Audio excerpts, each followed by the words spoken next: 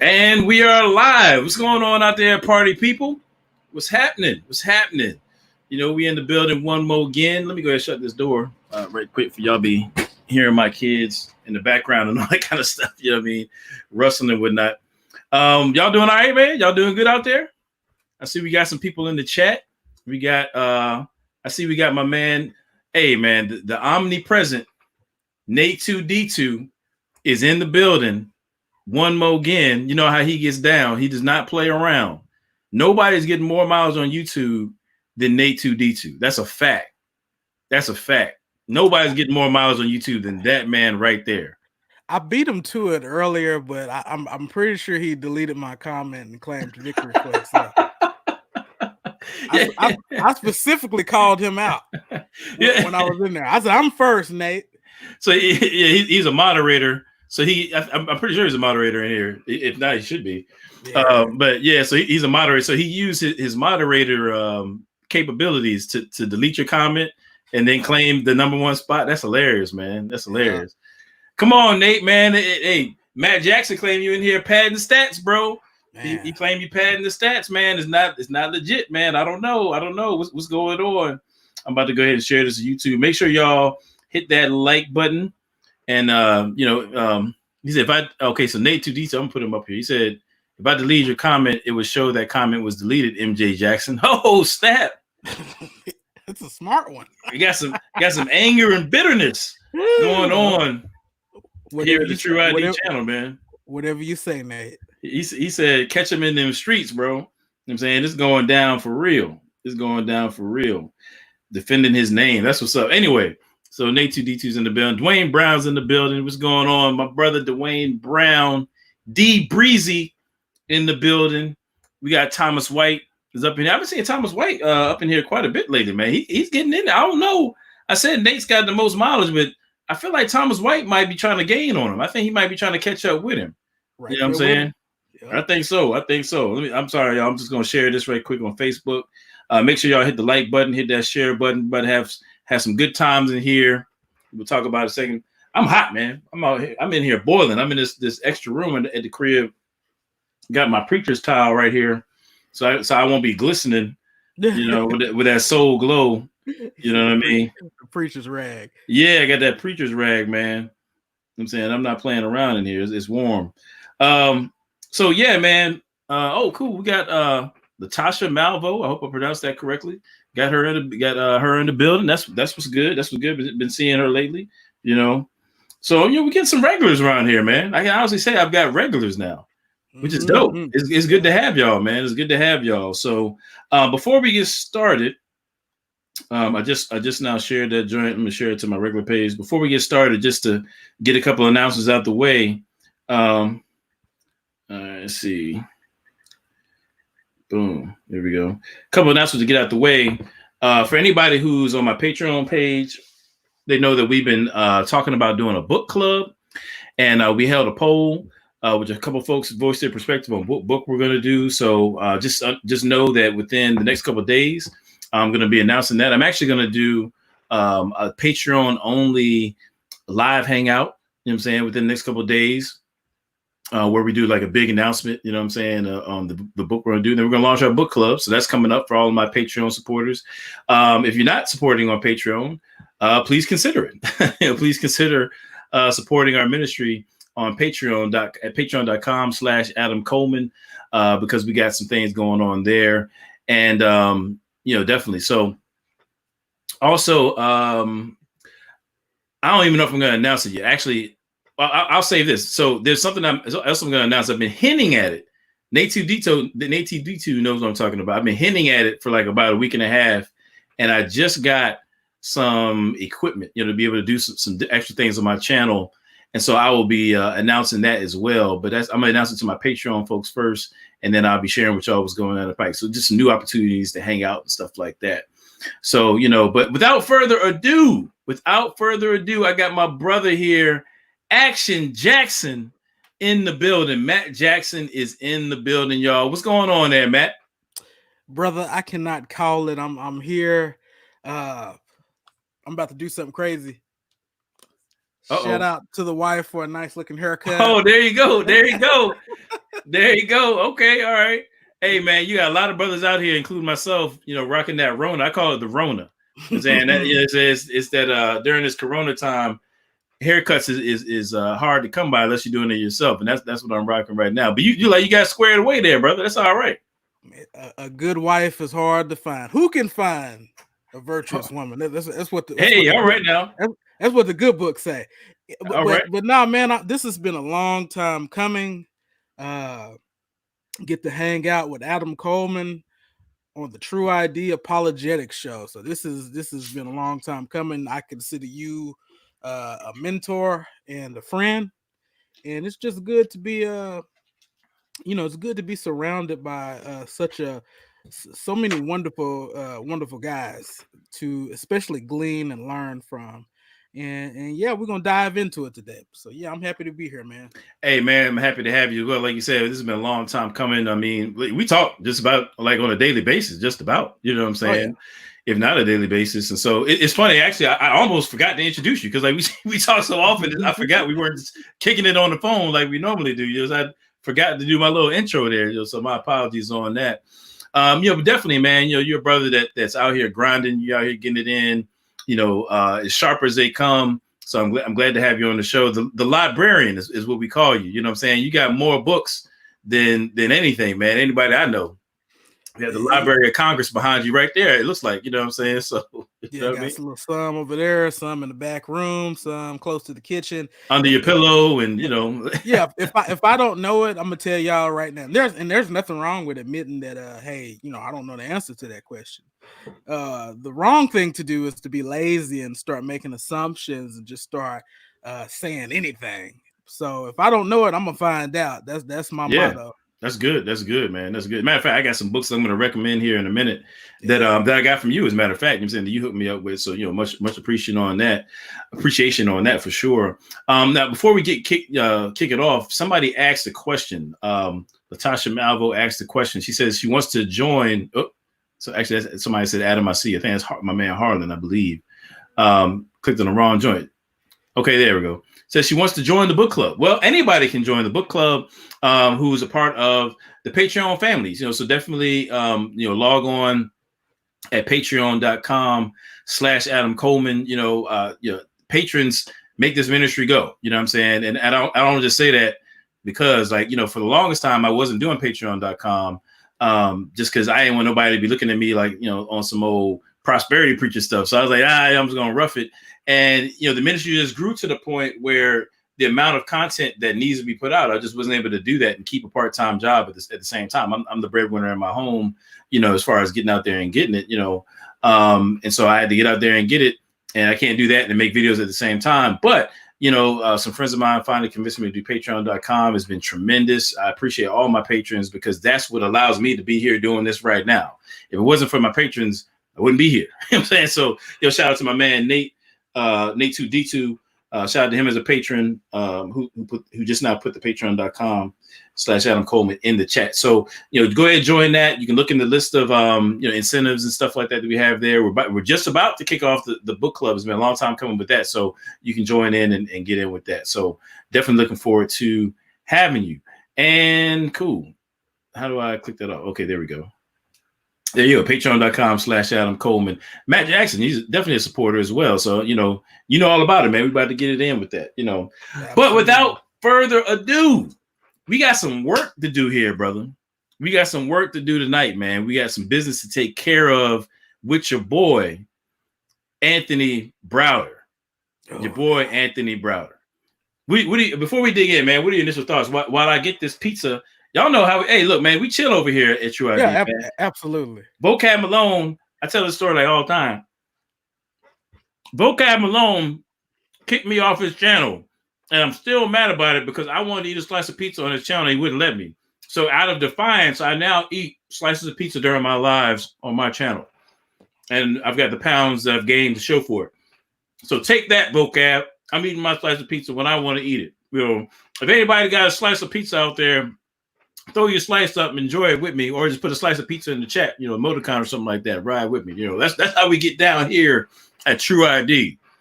Anyway. Oh, shout out to Carrot Time Philosophy. Appreciate you, brother, for the super chat. Definitely appreciate you. You said your ministry is invaluable. Keep it up. I definitely appreciate that. I think I said brother. I'm not sure if it's brother or sister, so I apologize. But catatonic philosophy. Thank you. Thank you very much. Thank you very much. As a matter of fact, as a result of super chats, I was just able to purchase a new piece of equipment that is desperately needed for where I'm about to go with the channel. So, these things come in handy. Thank y'all. So, Anthony Browder, tell us about Anthony Browder, man. You just did a video on him on your channel, which I would encourage people to check out. Tell us a little bit about who we're going to, get into, and we'll dig into the video. Okay, so Anthony Browder, he is the founder. He's an author and a publisher and the founder of the IKG Cultural Resource Center, and I think it's called the Institution of Karmic, like karma, guidance, Cultural Resource Center.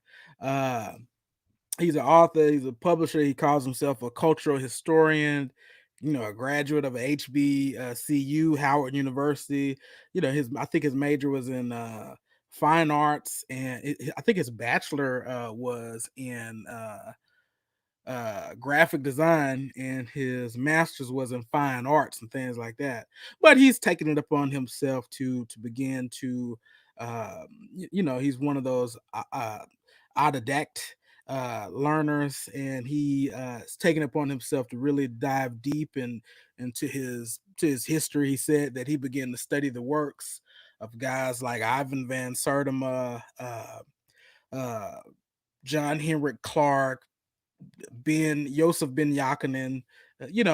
So for me, Anthony Browder is an important figure because I wouldn't call him a old head like them, but he is like the last connection, because a lot of them have died and gone on, but he's like the last connection to the old heads. I mean, and so everybody nowadays would recognize him from Hidden Colors, because he got quite a bit of airtime from Hidden Colors, and you cannot miss his books. So if you're trying to get that conscious starter kit, I know David Banner was really marketing that God box. Yeah. And he had both of his books up in the actual God box.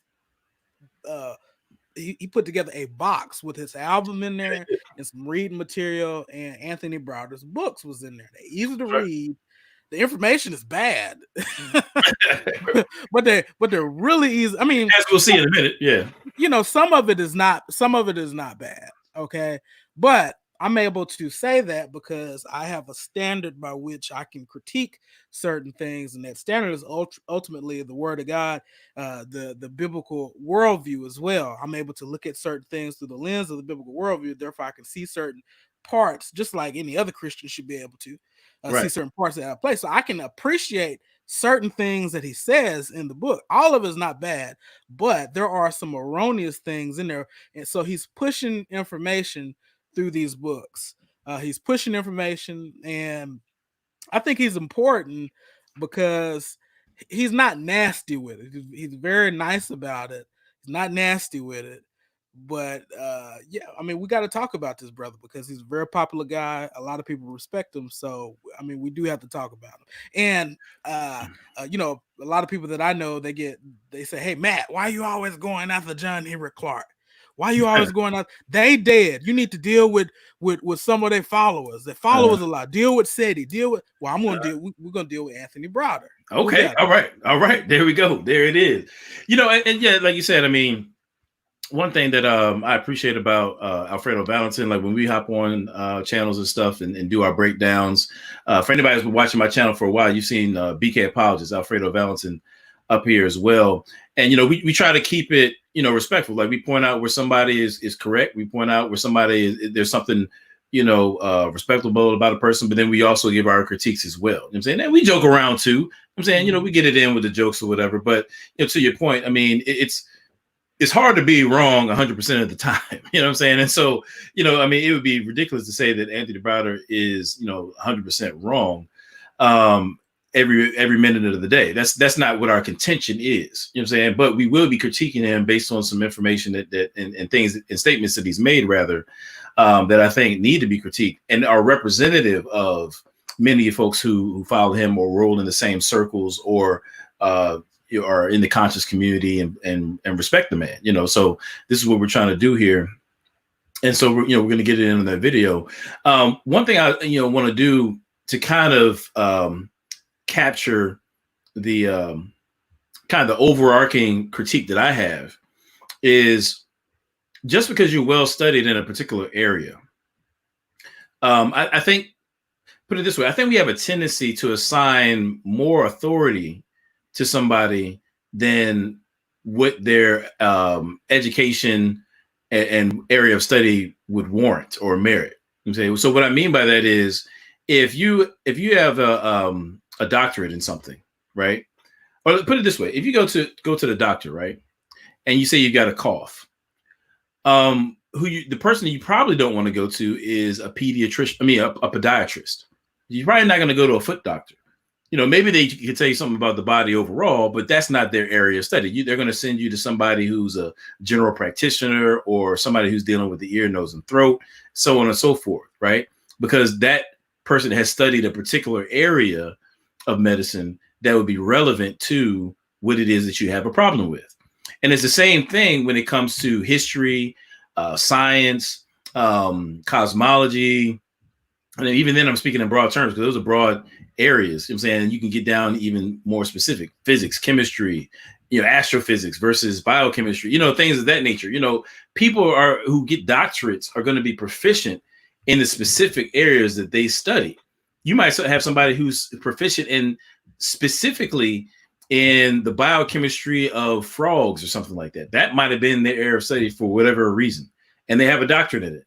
Now, just because that person has a doctorate, that doesn't mean that what he has to say about philosophy is authoritative in any sort of a way, or that he's in any way more educated than the average person walking down the street. And it's the same thing with historians or archaeologists. In this case, we're dealing with Anthony Browder, right?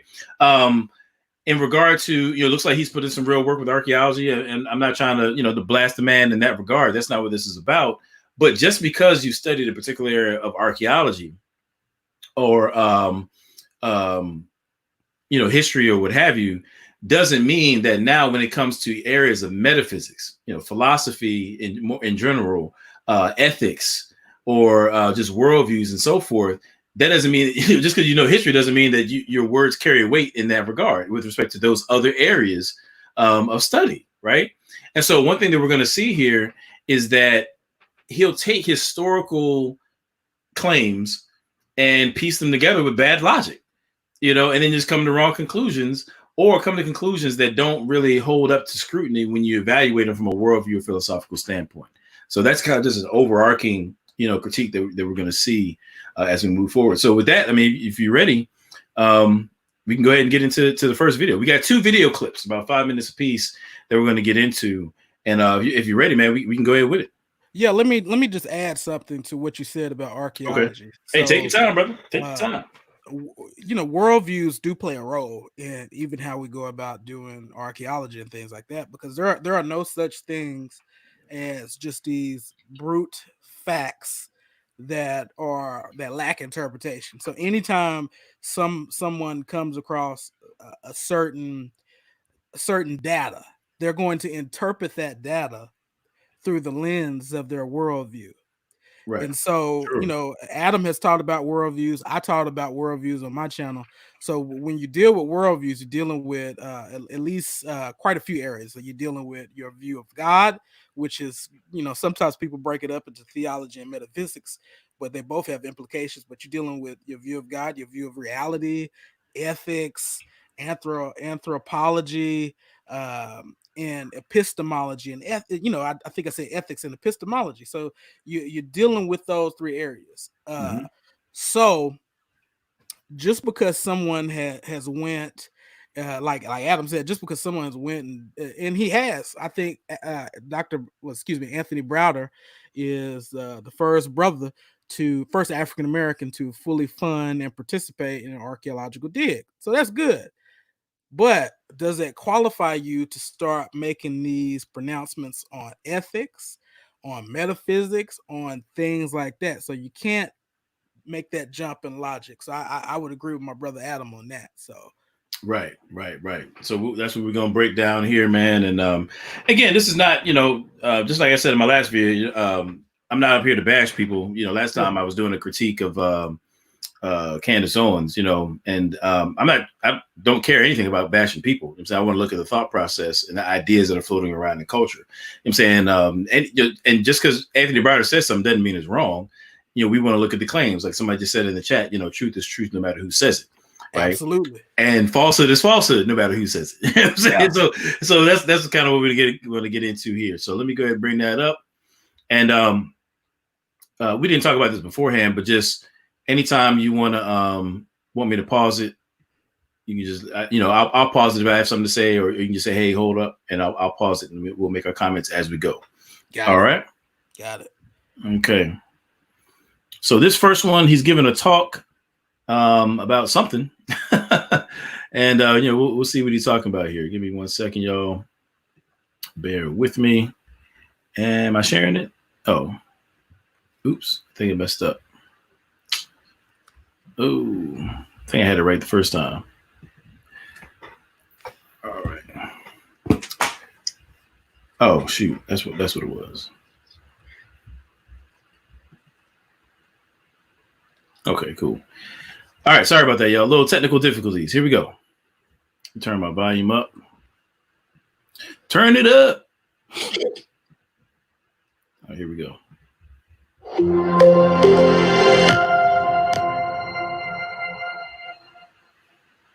As someone who grew up learning the Christian faith, I'm wondering how can we combat our spiritual oppression? Is it possible to follow European Christianity and also be spiritually liberated? Are they even mutually exclusive? What advice do you have in regards to spiritual? You know what? Actually, I'm gonna stop it right there. Y'all know how I get down, man. Anybody who watches the channel, y'all know. I want y'all to listen to this question. Can y'all hear me? I want y'all to listen to how this question is worded. Okay. This is very important. Listen to how this question is worded. Someone who grew up learning the Christian faith, I'm wondering how can we combat our spiritual oppression? Is it possible to follow European Christianity and also be spiritually liberated? Are they even mutually exclusive? What advice do you have in regards to spiritual? Okay. All right. So when you listen to the question, okay, did I mute myself or can y'all hear me? I can hear you. Oh, okay, cool. Oh, I took my headphones off. That's what. Let me just take these off. Actually, that's gonna make it a lot easier as I switch back and forth. So when you listen to the question, okay, now this is a tip for anybody who hasn't been following my show. One thing I like to do, I don't want to just go tit for tat on information. I really want to try to take time sometimes to break down the mechanics behind apologetics, if you will. I'm saying we want to take a deep dive so that if you're in a situation to where you have to, give an answer to one of these kind of questions, you can, navigate them as well. So we try to give little tips here. So when you listen to the way that she worded the question, she said, growing up learning Christianity, how do we combat spiritual oppression? Is it possible to follow European Christianity and be liberated? Now, the question presupposes that Christianity is European. And she said, she presupposes that you're dealing with, quote, European Christianity, right? The question also presupposes that along with Christianity, there is some spiritual oppression that needs to be opposed. You know what I'm saying? Just inherently in Christianity, so to speak, right? Kind of coupled with this idea that you're dealing with European Christianity in the first place. So the very question itself sets the stage for a particular lean in terms of understanding what Christianity is all about. Is already the assumption that Christianity is in and of itself European. Okay. So that would be, to break it down. So let's say if I came to you, Matt, and I said, hey, man, have you stopped smoking crack lately?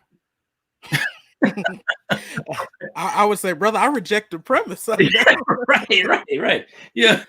And, just the wording of the question adds a certain weight to it that I'm presupposing that you was smoking crack to begin with. Yes. Right. Or if I say, when is the last time you beat your wife? You'd be like, fam, there wasn't the first time that I beat my wife or something like that. You see what I'm saying? So how you ask a question can at the outset frame the rest of the discussion, frame the rest of the conversation.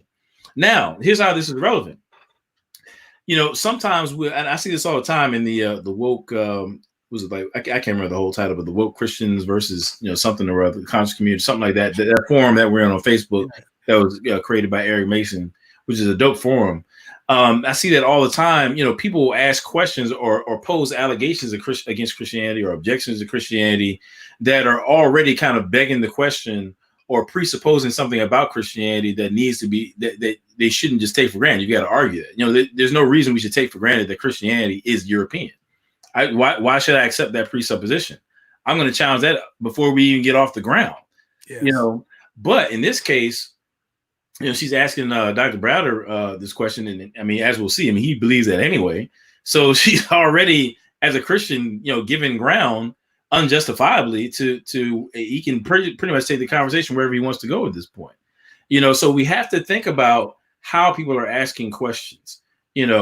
So I'll see, for example, just to be more explicit, I'm trying to be very, clear. So I'll see somebody would say, well, given the fact that Christianity is pro-slavery or something like that, I'll see people say things like that.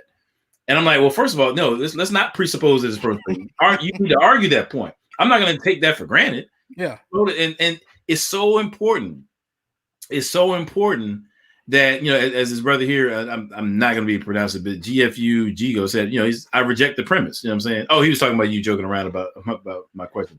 But anyway, we can reject the premise, and we have to be careful sometimes to slow down when we're doing apologetics. Be a good listener. Listening is so important when we're dealing with apologetics. Like, I know we want to stack up our ammunition and defeat ideas, lies and errors about, Jesus supposedly being based on a horse or whatever people are lobbing at you. I know you want to get it in and mix it up and just beat these lies to the ground, but it's so important to listen to what people are actually saying. You know what I'm saying? Because then you can pick up on these nuances and not get caught up, or painted into a corner, in a conversation where you don't necessarily need to. Did you want to say something about that, or should I just keep going? Yeah. And a lot of times when you have to basically deconstruct the question like that, a lot of times they'll get mad at you. But the simple fact about it, we don't have to accept faulty premises. Just like you said, have you beat your wife lately? Well, that's in the words of Damon Richardson, that's asinine. Right. Yeah. So a lot of times, even in that forum, I'll see a question pop up, and it's like, I'm gonna spend most of my time taking apart the question itself, rather and then giving a complex answer. So there's nothing wrong with a complex answer, because people want these quick answers, and we're dealing with first and foremost, we're dealing with bad premises within the questions, right? And then we have to go in and basically do research what they claim that they have done. They did their research and present all of the factual evidence within a certain context. But now you keep going, bro. I just want to say that. Oh no, that's cool. Yeah, it's cool. I mean, and so I just want people to be on the lookout when somebody is bringing an objection or you're having a conversation. Perfect example, and I'll move on after this. But a perfect example, I've seen Brother Polite. He's a prominent figure in the conscious community. And I've seen in when he'll engage Christians, and sometimes when he engages Hebrew Israelites in dialogue, he'll say something like, all right, you're on my channel, convince me that, Christianity is true, or convince me that, Jesus is not, a copycat from Horus or something like that, and then what happens is, so then the Christian goes, babe. I'm sorry, yo. My wife just came to the remote. I'm like, babe, you're killing me. Oh, man. Oh, no. All right, hold on. This is more unprofessional than I know. Babe is on the couch or out there somewhere. God, that was funny. That's hilarious, yo. I was in my bag, but all right. So Anyway, my wife out here hating, man. Oh, I'm sorry. I'm Going a gonna monkey mute, wrench I'm on the gonna mute whole myself. set, All right, so let me get back to what I was saying. So, so he'll say, "Yo, convince me that Christianity is true." Now, the thing is, now all the weight of the conversation is on the Christian. All the burden of proof is on them, and you don't want to. So you're starting out behind the 8 ball in that conversation. You don't want to let people put you in that position. What you want to do is say, "Look, I've got a worldview. Everybody has a worldview, and we're all here in this reality." Trying to understand the world as it actually is. I'm going to give you my perspective. I want you to give your perspective, and then we'll hash it out and see which one stands under scrutiny. That's what you want to do. So everybody's got to show and prove what it is that they're standing on. You see what I'm saying? But so often we just jump into giving a defense for Christianity. We put the cart before the horse, and we don't put pressure on the people that we're dealing with to stand up to the claims that you're making and what you're bringing to the table, the assumptions that you're bringing to the table. You see what I'm saying? That's so vitally important. So all right, let me go ahead to cool, let me go ahead to the joint here. All right, that was funny. Yeah, that's hilarious. I probably hear them in the background right now, actually, but I'm working on it. Oh man, killing me right now. All right. Hold for 1 second. Talk amongst yourselves. Okay. So the burden of proof. A lot of people like to presume that atheism or this none or in Anthony Browder's case, this pantheism that you're going to hear him talk about how it is true. So I guess what my brother Adam Coleman was getting at is you cannot let them assume that their worldview is the right view of reality. And what he was saying is that's exactly what's up for debate. You put yours on the table, I'll put mine on the table. We'll see which one can withstand verification, and we'll go from there. But go ahead, Adam. My bad. All right, cool. No, it's my bad. I left you in a lurch there. It's all good. No, that's not good. All right. Here we go. So y'all know how we do, man. We take our time, man. We just like 5 seconds into the video, but we'll speed up here in a second. I just had to get that out. All right. Thank you. So I'll refer to what Dr. John Henry Clarke often said, that if you are an African person and you choose to be a Christian, then find the Africanness within Christianity. If you're an African person and you choose to be a Muslim, then find the African roots of Islam and be true to that. My perspective is that I don't see how it's possible to follow the same religious traditions of the same people who stole my ancestors and enslaved my ancestors in the name of their God, and who continue to oppress us. If Christians were true to their 10 commandments, then we would be having this conversation under a mango tree in Africa right now. Thou shalt not steal, huh? All right, I'm gonna pause it right there. You want to jump in on that? You can go first. Okay.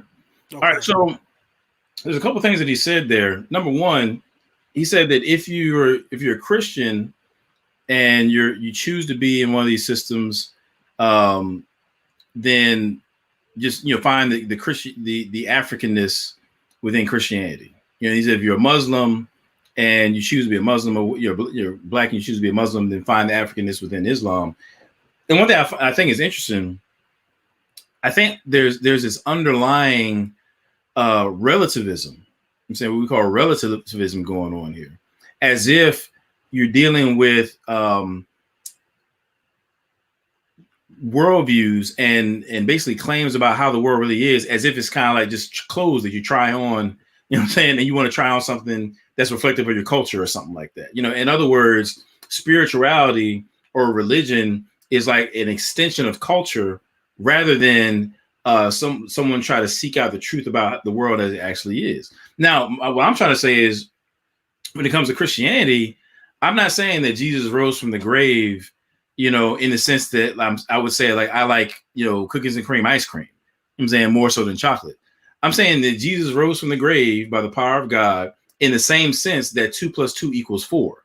You know what I'm saying? Like in that same sense that it's true, it's factual that 2 + 2 = 4. It is factual that Jesus rose from the grave. You know, God is the Trinity, so on and so forth. All the wrappings of Christianity. You know, so it's not one of those things where, you know, I'm going to try on this religion or try on that religion, whatever works for me, and whichever one I choose, I'm just going to try to find the most Africanness that I can find in it. No, what I'm saying is it ought to be about seeking truth. The primary question that one ought to be answering as they're evaluating worldviews is, does this worldview reflect the world as it actually is? Is it true? You know what I'm saying? If Christianity is not true, then whether I can find Africanness in it or not, I don't want it. You know what I'm saying? If Islam is not true, then whether I can be African and doing it or not, I don't want that. I want to know what's true. That's the fundamental point. I'm saying, and then you build from there. You see what I'm saying? And so I think that he's got things mixed up. So you know, so he talked about that, and I want to say something else there too about the next point he made. But you want to hop in on that? Yeah, absolutely. And I'm a read because we gotta understand where Anthony is coming from, where Mr. Browder is coming from, and he is coming from he is espousing cultural relativism. Okay, so in his book from the Browder File 2, Survival Strategies, on page 50, you know, he points out that the earth is inhabited by billions of humans who are subjected to the same forces of gravity, time, and space, whose lives are affected by the elements of the earth, wind, and fire. How they perceive these elements and forces is often determined by their geographic location and their cultural orientation. A person living in a desert will relate to the sun, water much differently from someone living on a tropical isle. To this end, the forces and elements of nature, even the plants and animals in the environment, have a profound effects upon the people's lives and help to shape their perceptions of reality. Okay, there's a little bit of determinism in there. Okay, on page 51, while religion and spirituality are important issues in the lives of all people, African Americans must become equally impassioned when it comes to rediscovering and retaining their own cultural worldview. Such a perspective would allow them to see the world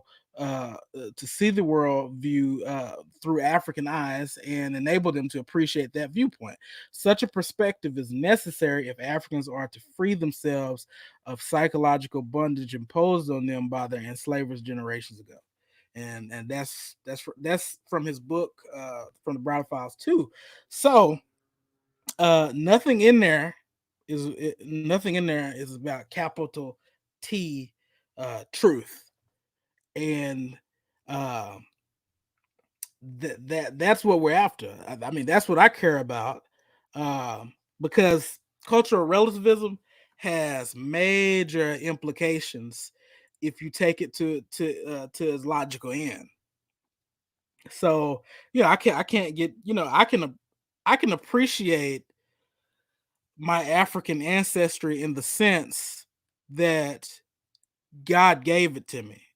Okay, I think you muted that. Yeah, I muted myself. I got my fan on. Yeah, yeah. Okay. I'm agreeing with you though. I'm with you. Yeah. But yeah, he made us in the sense that we're made to bear his image, and the Bible says in Acts that he placed each and every one of us in our geographic locations. Now, of course, Romans 1 spells out what happens when we reject the truth of God. So what happens when we reject the truth of God is we exchange that truth for something in the created order. And so for Anthony Browder, the exchange takes place where you exchange capital T truth for cultural truth. And we'll see where cultural truth will get us here in a minute. Okay, good. That's good, man. Well, actually, I'm gonna come back on that point because, a few things. One, to address the point about truth that you mentioned. I want to think about the word value, right? There's different kinds of value. Okay. Actually, I gave this example, I want to say, in the talk that I had with Nefertiti as well. So I'm just kind of making a little quick here. But let's say that you got this family heirloom. The grandfather clock that was passed down from generation to generation, and it belongs to you.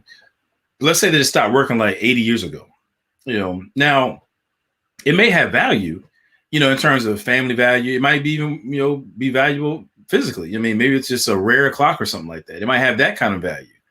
But what it doesn't have is the ability to tell time, which is really what, a clock is intended for. It's not there just to look nice. It's really supposed to tell time, right? So if I come to your house at, say 3:00, and I'm like, man, I'm gonna come through. We're gonna play some Madden or something like that.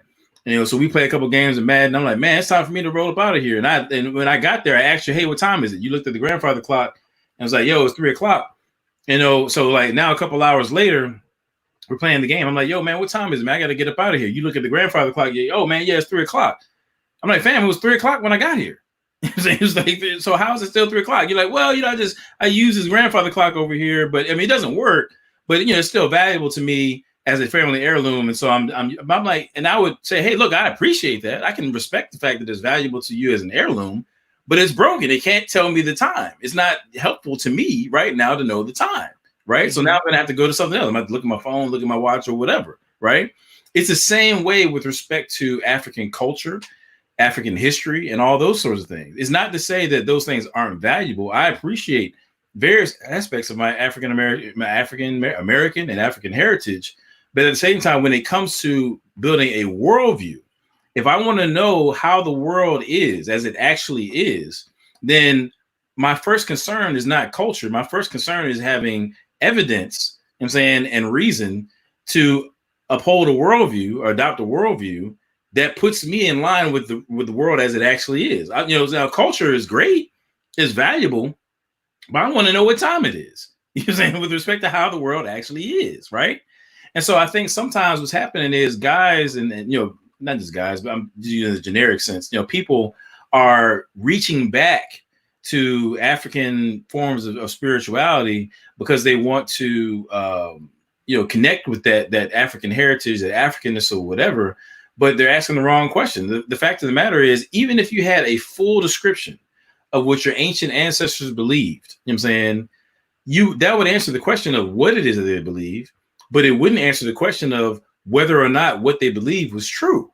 You would need to go the extra step to obtain some evidence and some reasoning to then say, okay, not only do I know what they believe, and now I've got good reason to affirm that what they believe is true.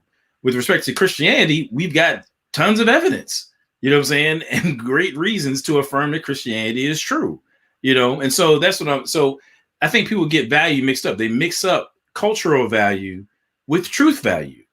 Cultural value is what I described with, the heirloom and all that.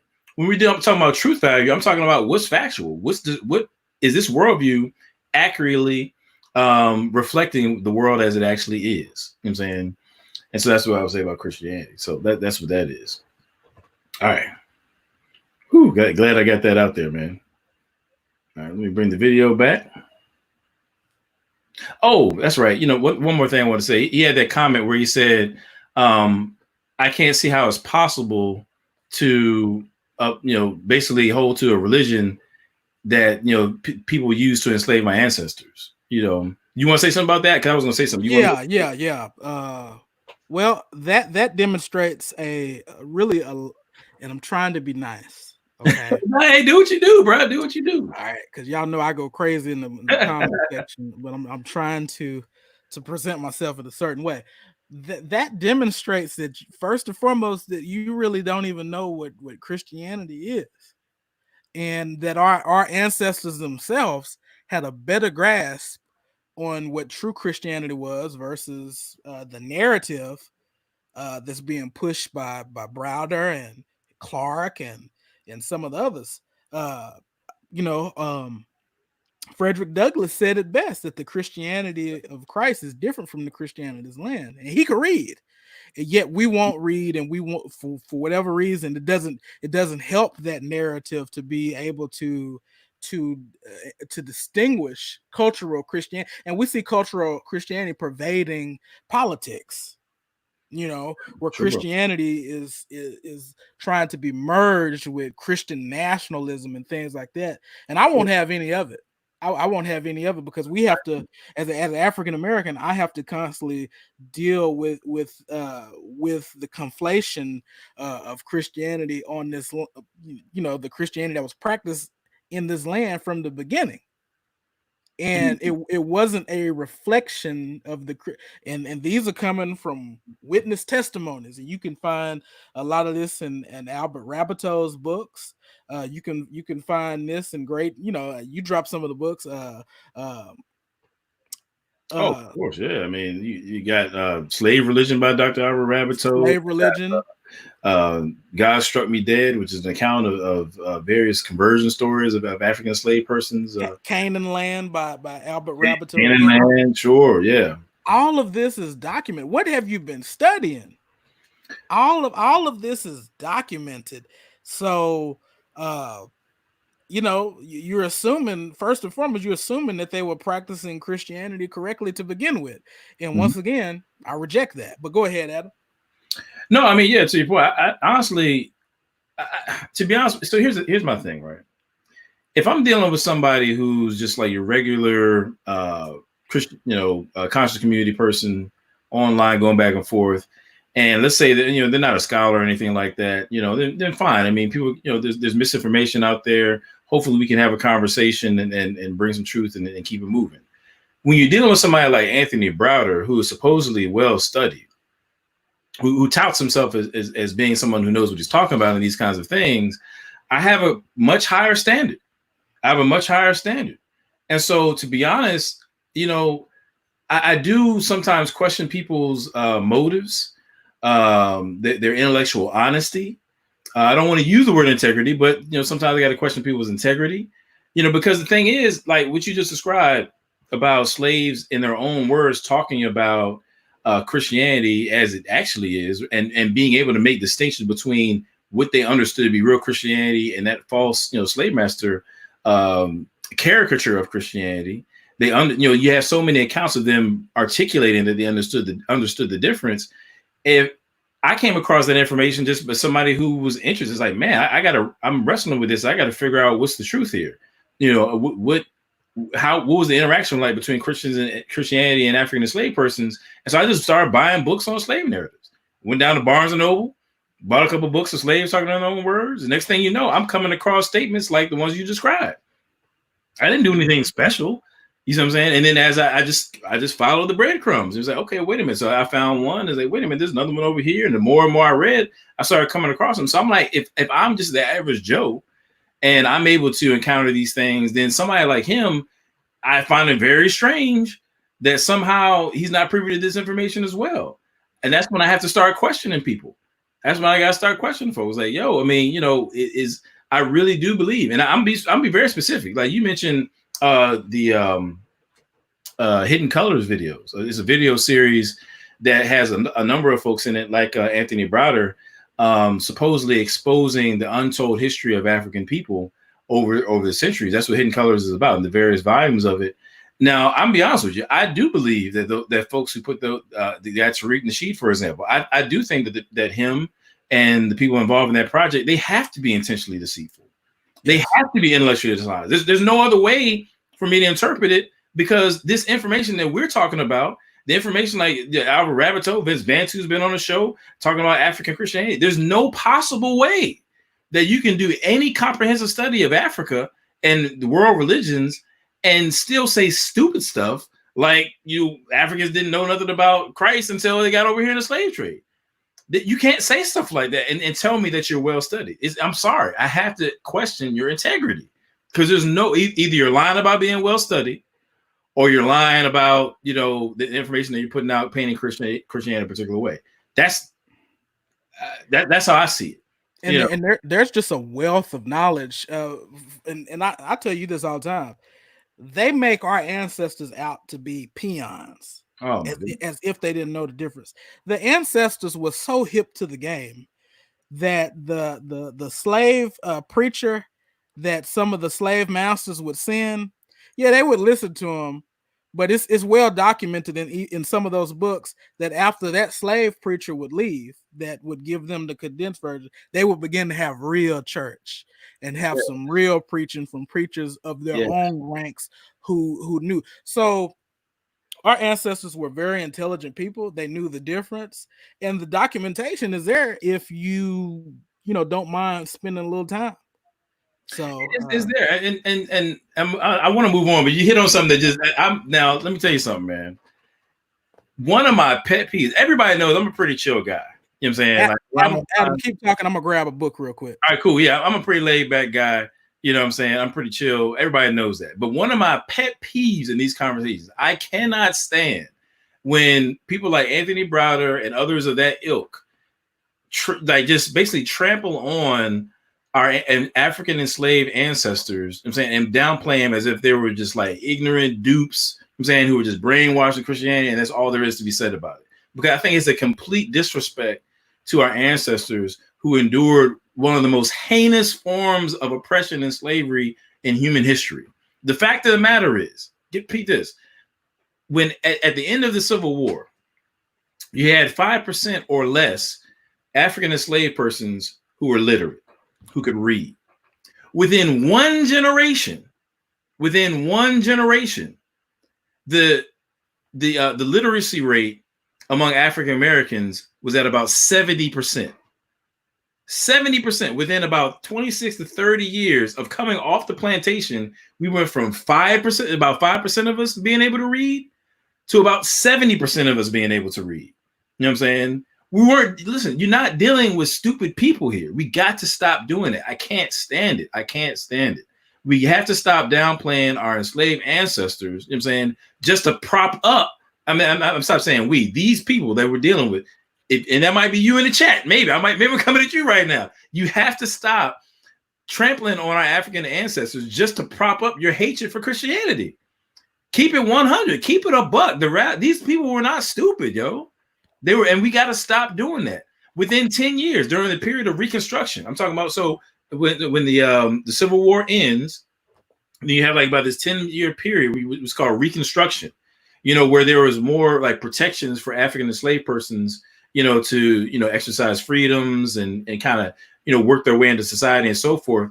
You had about, during that 10-year period, you had about 3,000 elected officials, African American elected officials in the South.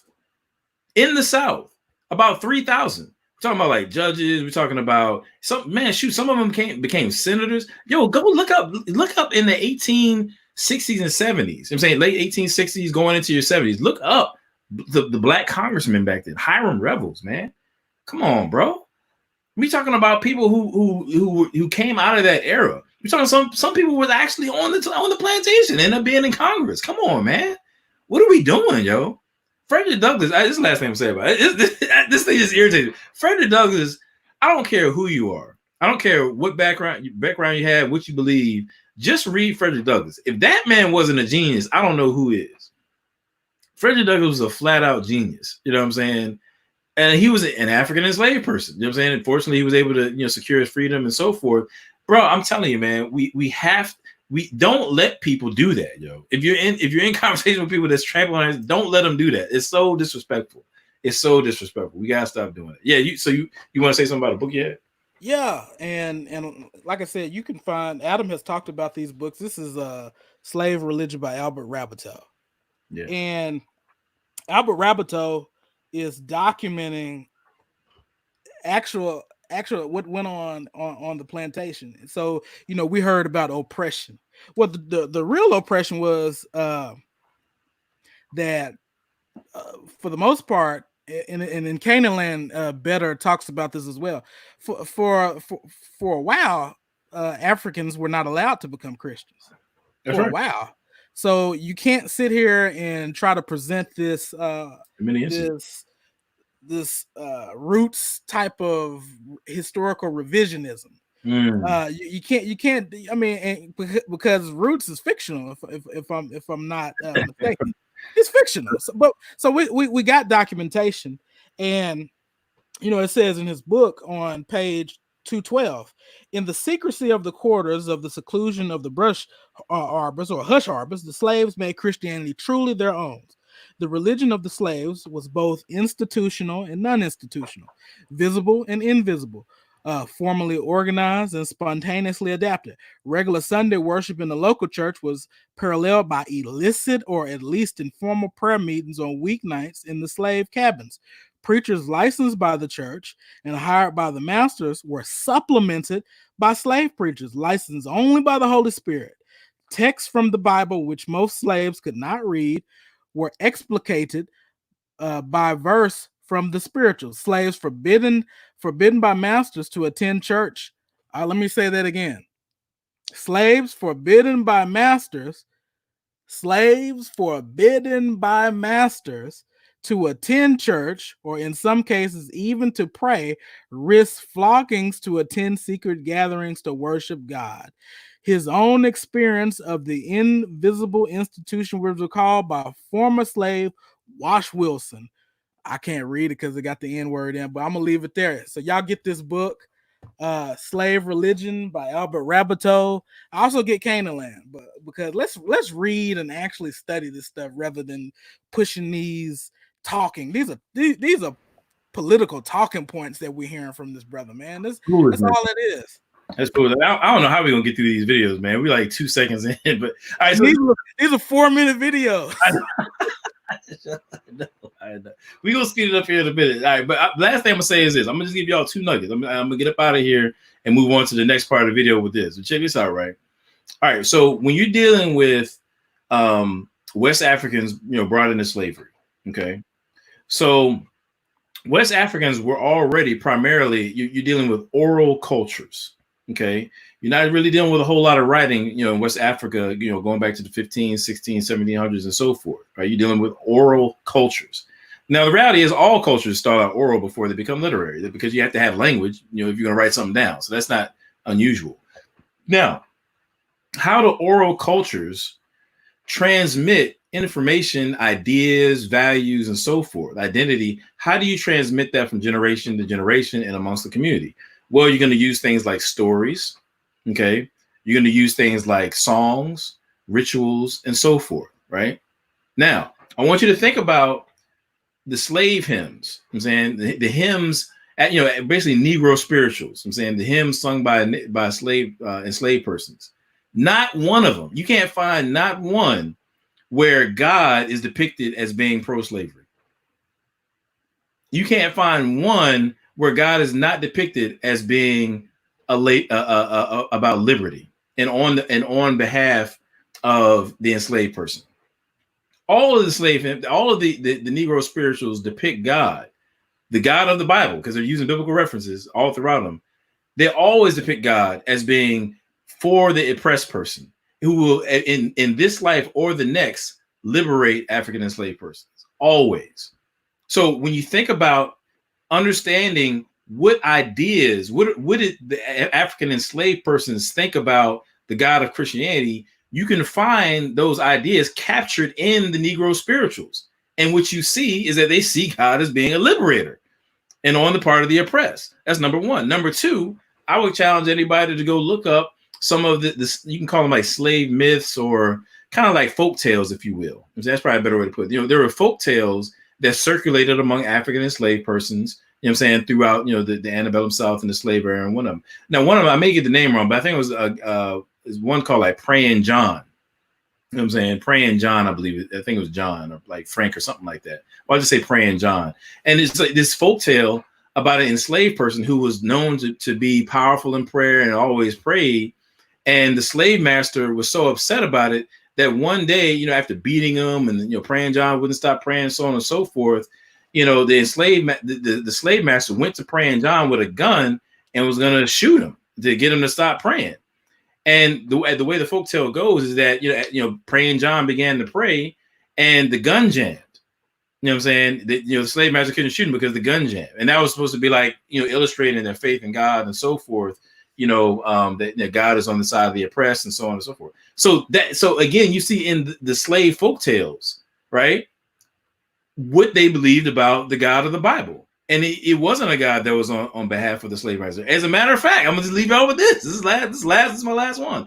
Did you know that when the Civil War kicked off, and this is documented by Lawrence Levine, and I'll put the book in the chat. There's a gentleman named Lawrence Levine, who talks about African enslaved persons and their hymns and so forth, Negro spirituals. Enslaved persons actually came up with a song talking about how God was with the North and was going to come down to the South and defeat their oppressor and so forth. They wrote a whole song about it. You know what I'm saying? When the Civil War kicked off. So you see in context, you know what I'm saying, of what's going on at the time, where they believe God stood. They believe that God stood with the African enslaved person and anybody who was on their behalf as well. In this instance, the North. So this foolishness about, these enslaved persons being just like, ignorant and just brainwashed, and they just, they're, docile and not standing against enslavement because, they've got accepted Christianity. It's nonsense. It's utter nonsense. And we need to stop. We shouldn't even let people, get over it and say these things without being challenged. It's nonsense. And I will put these sources in the description, after we're done. So people know I'm not just making this up. I'm saying Lawrence Levine, check him out. All right. Whoo. There we go. So let's get, man. Oh, we rocking and rolling today, man. Let's go get to the next part of the clip, man. Let's go to the next part of the clip. All right. Can y'all see that? I think you can. They stole over 100 million people. So let's be clear, since you said that we are at war and religion is a tool of war. Christianity is a religion that has murdered millions and millions of people over thousands of years. Islam is also guilty of murdering millions and millions of people. So I have a problem with that. I have a problem with people coming into my home and enslaving my people simply because we call the Creator by a different name. I feel very seriously that every people have the right to identify with the Creator as seen through their own cultural lens. And nobody has the right to come into your home and destroy you, enslave you, simply because you call the Creator by a different name. So one's relationship with your Creator should be reflected in the quality of your life. So if you are struck... All right. I'm gonna stop right there. He said a mouthful. You wanna chime in on that?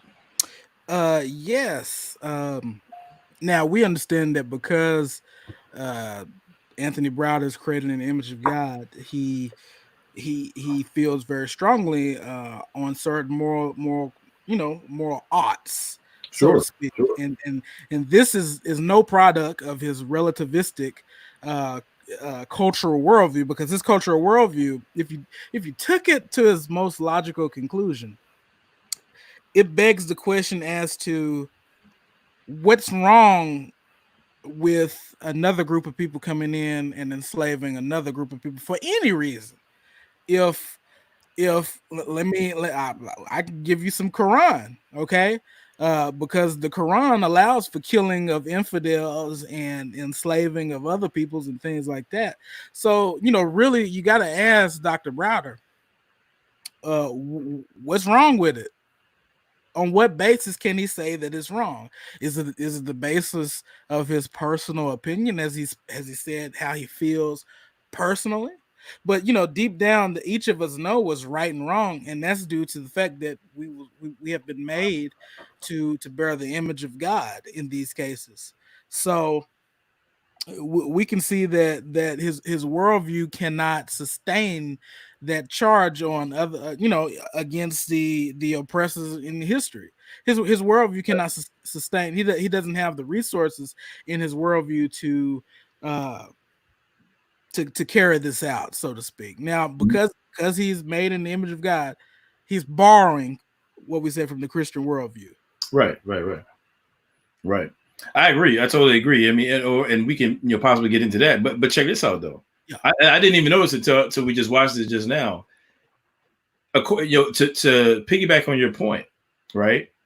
If Anthony Browder is right, if his perspective about religion is right, then notice he named Christianity supposedly killed millions of people, Islam supposedly killed millions of people. He talked about they stole 100 million Africans or whatever. Now he lists all those things as being negative, which they are. You know, I mean, Yeah. well, first of all, I don't believe it's true, but I'm Yeah. going to say that if it were true, then, you know, obviously that would be a negative. You shouldn't be stealing people and killing people. You know what I'm saying? But I'm going to show you right now. Like, check this out. Listen, I know where you're going. Yeah, all right, cool. So here's the thing. No, we're talking about worldviews, okay? Now, in a worldview, it's just like a puzzle, all right? It's like, you know, and each, you know, belief that you have about the world in terms of what you believe to be true about the world or how the world works is like a puzzle piece.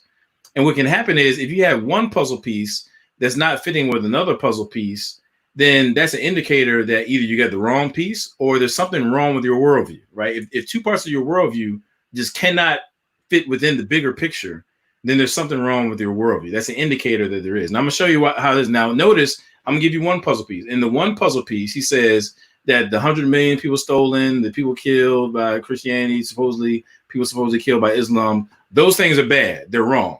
Now, let me show you. I'm going to back the video up and watch what he says right here, where he gives us the other puzzle piece. All right.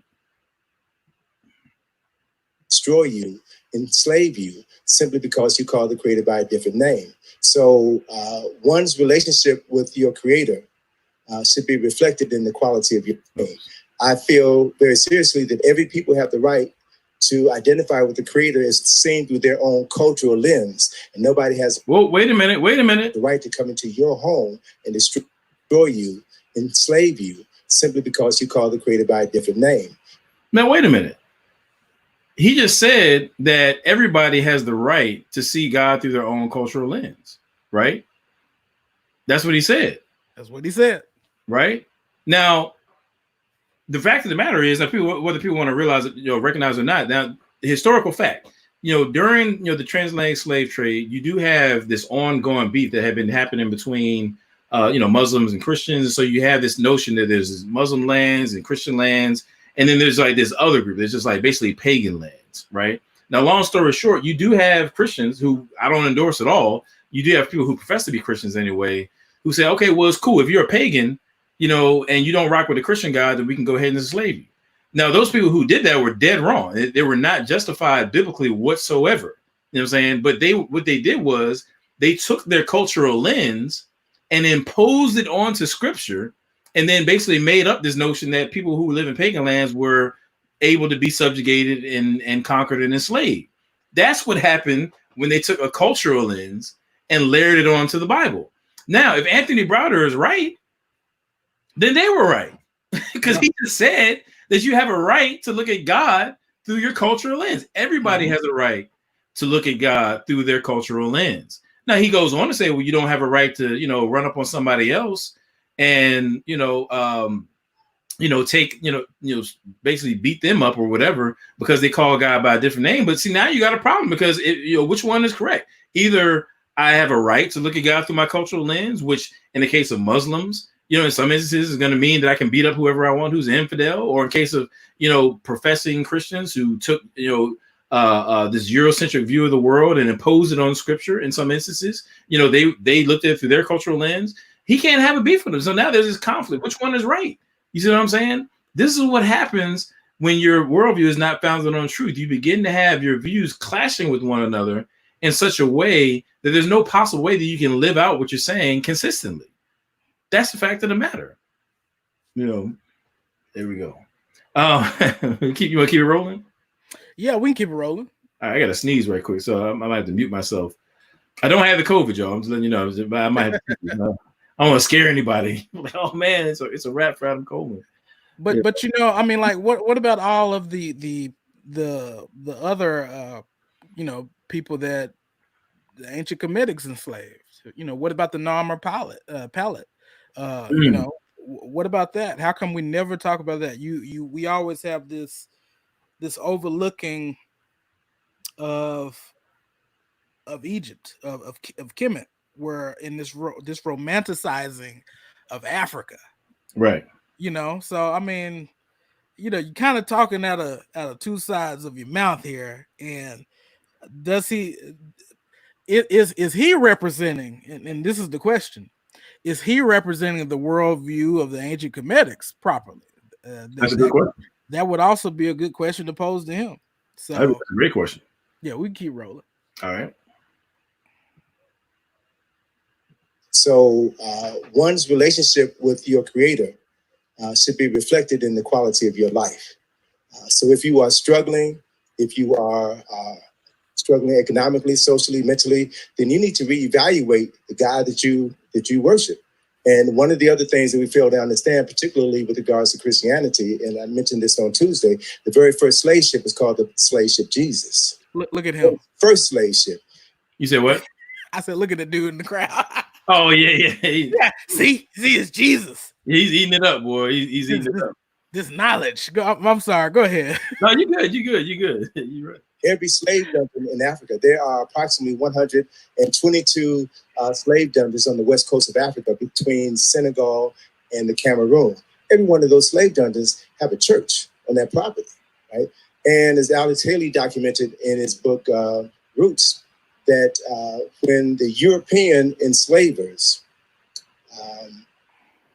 loaded the Africans onto the slave ships, they would often record in their ship's log that the first two people on board the slave ships were typically a man and a woman who were listed in the ship's log as Adam and Eve, right? And they also claimed that if the slave ships departed the slave dungeons on the coast of West Africa on a Sunday, then God would bless their journey. So Christianity is an integral part of the enslavement of over 100 million African men, women, and children. And I also know that 800 years before Europeans came in, Christian Europeans came in and enslaved Africans. Arab Muslims were enslaving Africans. So I've got an issue with both of these oppressive religious systems. So if you're going to be a good Muslim or a good Christian, then you should be dedicating yourself to recognizing the humanity in everybody. And if you can't do that, then something is wrong with that tradition. Amen. All right. How about it, man? We finally made it through that video. And he said a whole lot there, but I'm gonna let you go first. Okay. He said a lot of shoulds. But I just wanna I want to pull one of your numbers. Okay. Pull one of Adam Coleman's numbers. All right. So he's espousing cultural relativism. But we already said cultural relativism begs the question regarding if morals are also relative. Okay. What's a cultural relativist to do when one culture or ethnicity encroaches on another? Okay. So I'm gonna give you a little bit of an argument if we got time, Adam. Do we got time? Hey man, it's whatever. Okay. Premise 1. Owning another human being as a piece of personal property is objectively and absolutely wrong and should not be permitted. Premise 2. There are at least one moral fact that applies to all people trans-temporally and transculturally. Premise 3. According to the moral relativists, the cultural relativists, no absolute or objective moral standards that apply to all people There are no absolute or objective moral standards that apply to all people transculturally and transtemporally. Okay, conclusion. There are no absolute moral standards, and there is at least one absolute moral standard. Now, if you ever hang out on my channel, I always talk to you about the 3 worldview tests that I present. The test of reason, the test of experience, and the test of practice. Okay. So you have a normative test, you have a situational and experiential test, and you have a existential test. So by the laws of logic, if your original proposition, in this case, the combination of the two, the original worldview beliefs, generates an explicit contradiction, it necessarily entails the falsity of the original proposition. In this case, the falsity of at least one of the original worldview beliefs. Thus, the cultural relativists like Browder are left with a dilemma. Either their worldview belief in moral and cultural relativism is false, or their worldview belief that certain actions are objectively and absolutely wrong is false. Either way, there is a contradiction within Anthony Browder's worldview structure. Okay, so worldview examination can, when we examine a person's worldview, we can bring such internal contradictions like this to light, and we can keep the conversations going and enable even him to deal with it. Right. Right. So he said a lot, but once again, the worldview that he's espousing lacks these resources to sustain him. It's a bad foundation that he's standing on. Man, I love that argument, bro. That's dope. And I think what's dope about it to me, now, this is another little tidbit. Now, if you're in a conversation with somebody and, they disagree with you, you're kind of going back and forth about worldviews or what have you, people, they naturally, get defensive. Most people anyway, they don't want to lose the argument, So a lot of times, no matter what you say, they're going to just, blow it off anyway. Now, here's the power of what you're saying, though. You're demonstrating that his own worldview is against him, right? And that's the thing. Is like if you're arguing against me, then you can be defensive against me all day. But once I show you how your worldview is at odds with your own worldview, now you're arguing with yourself. So before you can even deal with me, you've got to deal with that contradiction in your worldview. You got to get that squared away before we can even have a conversation. And I think it's so powerful when you can show people, like, look, aside from what I believe about what you're saying, here's how your own worldview doesn't stack up and under its own, doesn't hold the weight of its own claims, if you will. You know what I'm saying? I was out in a speaking event a couple months ago, right? And actually, I'm gonna hold off on that until we get to the whole video. I'm gonna come back to that. I had a whole story of it, but I want to make sure we get to the whole video, and then we'll come back. But yeah, it's a real quick too. He just said something, which I think is pretty silly, but he said that the quality of your life. You know what I'm saying? If he said something like, your relationship with God should be reflected in the quality of your life. And so if you're struggling financially, this, that, and the third, you should, reevaluate, your perspective about God. And I thought that was kind of interesting, because the reality is, from a biblical perspective, I'll put it this way: not all worldviews are created equal. And the reality is, even though there's suffering in this world that we all encounter, not all worldviews are equipped to assist you and bolster you up to engage that suffering that we deal with. You know what I'm saying? And I think the biblical worldview can, whereas what he's espousing, it sounds to me like every time something go wrong, you got to start questioning, like God or your perspective, whatever. Like, we go through things. Just because you're suffering doesn't mean that you've got some sort of deficient worldview, right? That's not what that means. It just means, the reality is, it's like Jesus talks about, in this world you should have tribulations. Everybody suffers. That's the reality of it. And we can give a more comprehensive understanding as to why that is the case, i.e. sin in the world, i.e. The results of sin in the world, whether it be natural disasters, whatever else. We could talk a whole lot about that. People can check out my video, actually, I've done on the problem of evil, where I go more into depth. But I just thought that was hilarious to me. I mean, matter of fact, you kind of sound like a word of faith preacher. You know what I'm saying? It's like, everything's got to be health and wealth, or else, your perspective of God is wrong. I was like, no, it could be you just having, you're experiencing life as it is. You know what I'm saying? And unfortunately, we know somebody, i.e. God, who is able to not only, bring us over suffering at times, but also bring us through it when that's necessary too. Yes, absolutely. Sometimes suffering is good for the building up of character, and things like that. So he said he sounded like a word of faith preacher. Yeah, that's what it reminded me of, man. Reminded me of one of the word of faith preachers. Word of faith. And now one thing I'm gonna do too, we got to move on to the second clip. Yeah. But one thing I did want to say, I thought was interesting. He said that if you've got, oh man, you know what? Actually, let me just play it right quick, because I don't want to. Yeah. And then we'll move on to the second clip. Shout out to my man Tim Allison. I just saw him in the chat. Shout out to my man Pastor Tim Allison, man, one of the soldiers out here. Before Europeans came in, Christian Europeans came in and enslaved Africans. Arab Muslims were enslaving Africans. So I've got an issue with both of these oppressive religious systems. So if you're going to be a good Muslim or a good Christian, then you should be dedicating yourself to recognizing the humanity in everybody. And if you can't do that, then something is wrong with that tradition.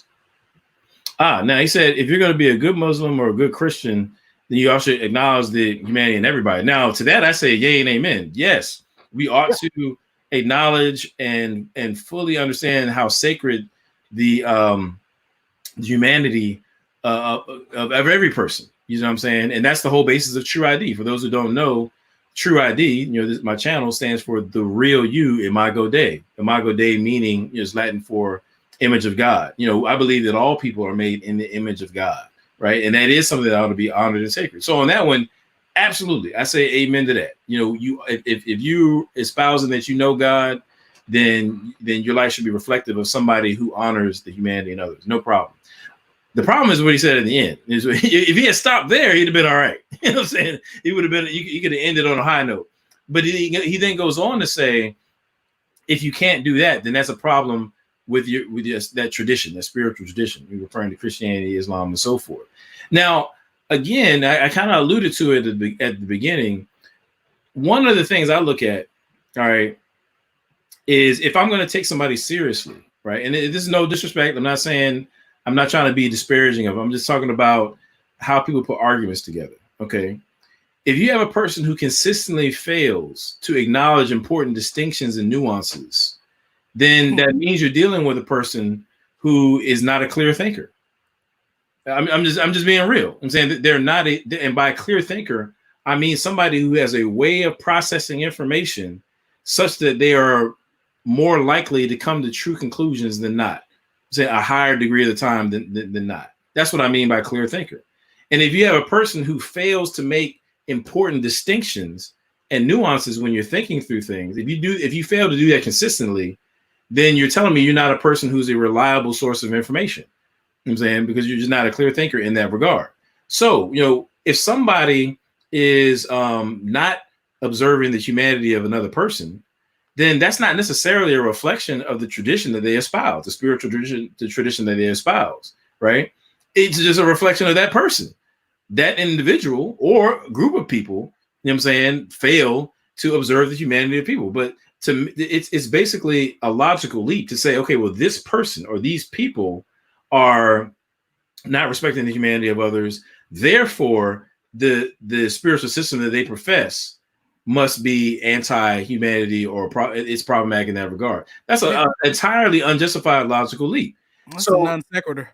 Exactly. And so it's just like I use this example all the time, right? Of course, I live here in Virginia. Some years ago, we had that Charlottesville situation, and unfortunately, a woman was killed. She was run over by a Dodge Viper or something like that. Somebody, committed murder, with a Dodge Viper, right? Now, nobody went and boycotted Dodge. Nobody went to the Dodge factory and said, yo, we need to get Dodges off the market. Why? Because they recognized that an individual ran a woman over. I'm saying that the problem wasn't with the car, it's with the person driving the car.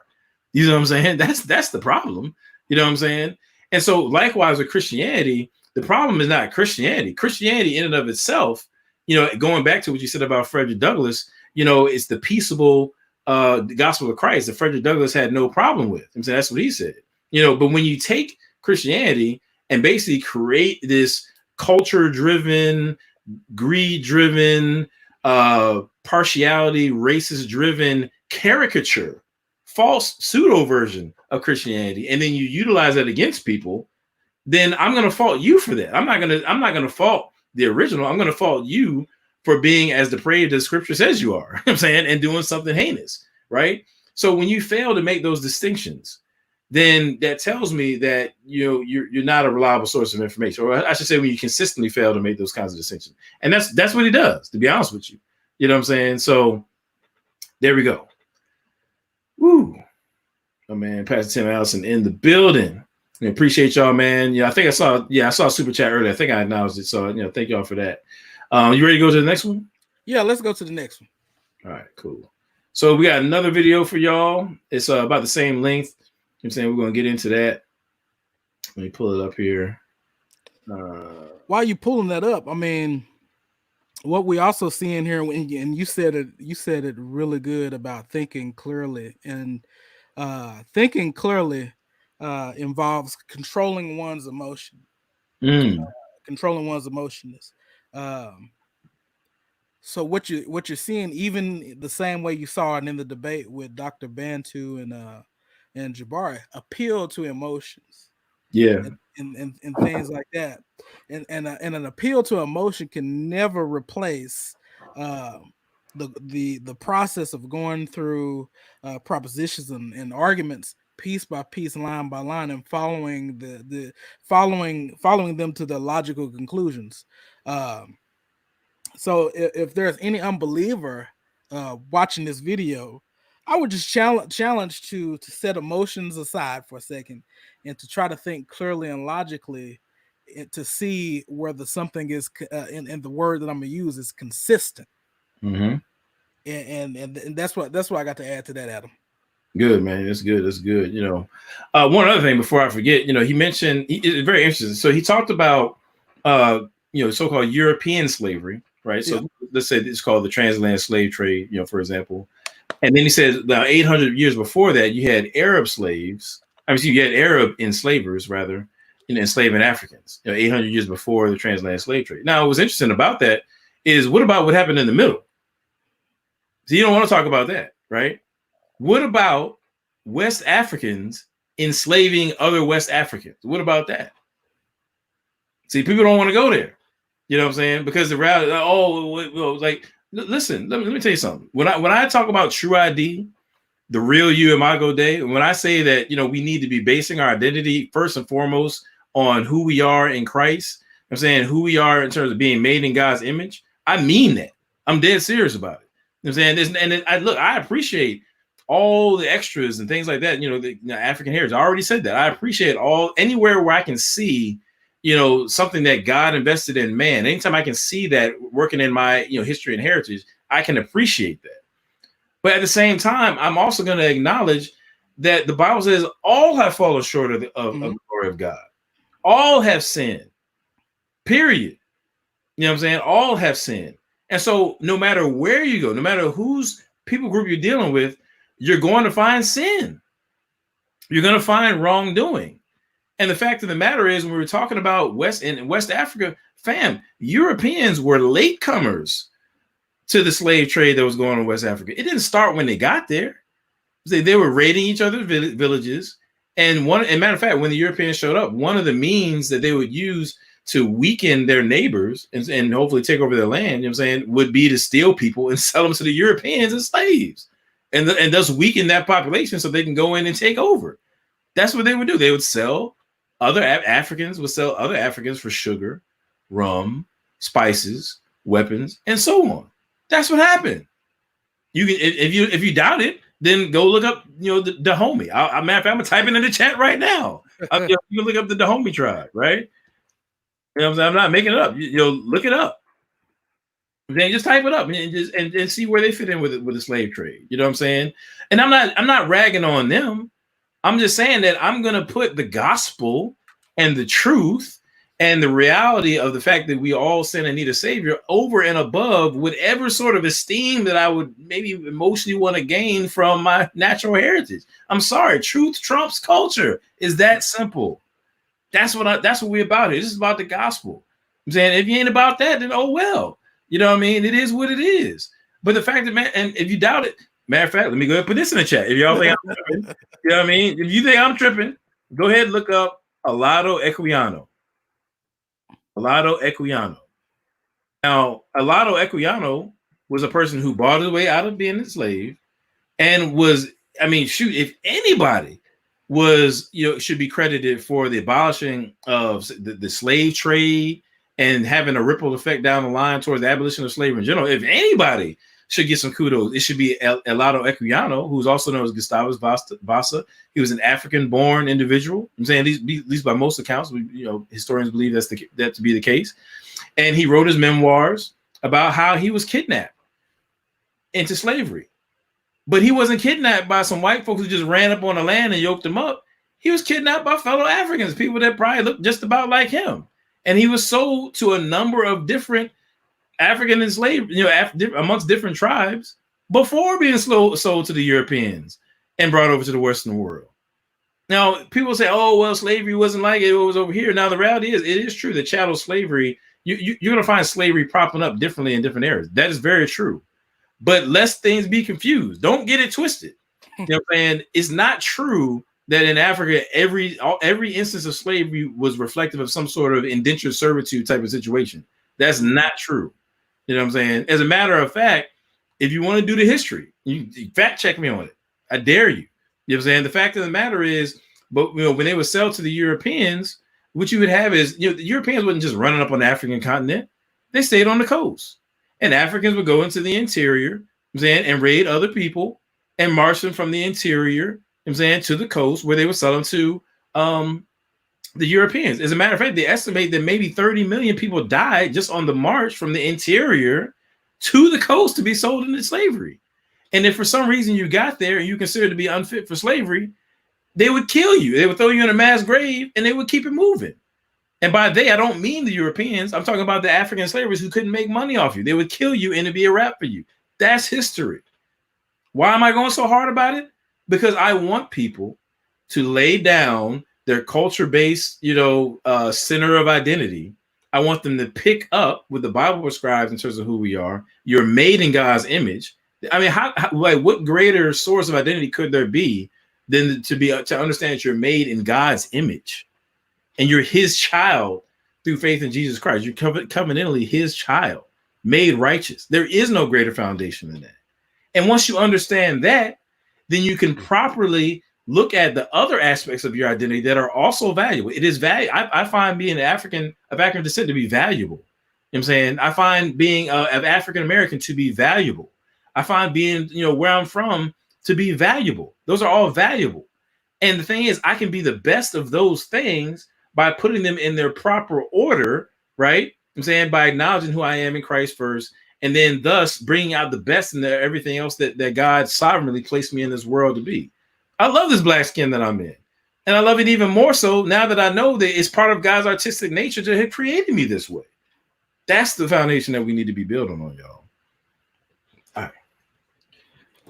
Woo. Talk, brother. I see what you did there. I see what you did there. All right, y'all. Oh God, that was the David Banner, y'all. Y'all have to check out that episode on the King Talks podcast. David was like, talk, brother. It's funny because actually part of what he was responding to, actually part of it was cut out, the final version of that interview. Yeah. But because, I'll get into that. Maybe I'll do a whole breakdown of that. All right, here we go. Let me go ahead and push play here. Good. Wrong joint. Here we go. We're going to get through these clips eventually, y'all.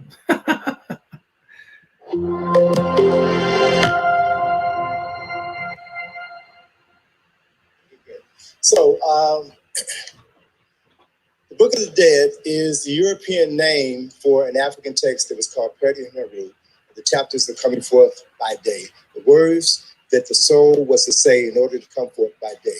What I mentioned on Tuesday is that the so-called pyramid texts in the tomb of Unas are the oldest religious texts ever recorded on the planet. And in those religious texts, those spiritual texts, they speak of a soul, that human beings had a soul. So the very first people to conceive of the concept of God, a creator, a supreme being, were African people. They identified the fact that human beings had a soul, and that there's a process for the judgment or the salvation of the soul. And there is a specific place where the souls of the deceased go to be reborn, in heaven, where they go to be reborn. So these concepts that we find in Judaism, Christianity, and Islam all came out of Kemet. So the books coming forth by day are words that were inscribed. All right, I'm gonna stop it right there. You made about a minute through, so that's pretty good. What's your thoughts on that, man? My thoughts on that is he makes a lot out of the fact that that these texts were the oldest texts and to be written down, and there's a logical leap being made in there that there are some direct borrowing or some type of transmission from Kemet to Judaism to Christianity. There's no demonstration, but there is most definitely an assertion. There's also the claim that the Kemetics were the first to teach this. So I would just ask, and you kind of seeing that this brother has a very low view of oral tradition and oral transmission, because before there was anything ever written, there was oral tradition and oral transmission. Mm-hmm. And and a lot of times these brothers right here are not. They lack the self-awareness to know that they're taking on a westernized imperialistic imperialistic view of education, where something is more valuable because it's written down versus the oral tradition, when the fact is that Africa as a whole was a very oral culture across the board, across the continent. Africans transmitted most information orally. So you cannot say that this culture and that culture were the first to teach it, the first to come up with these concepts. First and foremost, you're begging the question that these concepts are invented by man to begin with. So you would need to demonstrate that, and then there's the begging of the question that they were the first to teach it or to write it down. That we could talk about the Code of Hammurabi being pretty old as well. We could talk about all that, but yeah, those are my thoughts on it. It's just a low view of the oral traditions and oral histories that Africans are known for. Mm-hmm. And I think that's a product of Western intellectual imperialism. No, that's fascinating. So, one thing I think is interesting too is that you're right. Like, you really can't. And I plan on having Vince Bantu back on here pretty soon to talk about his new book.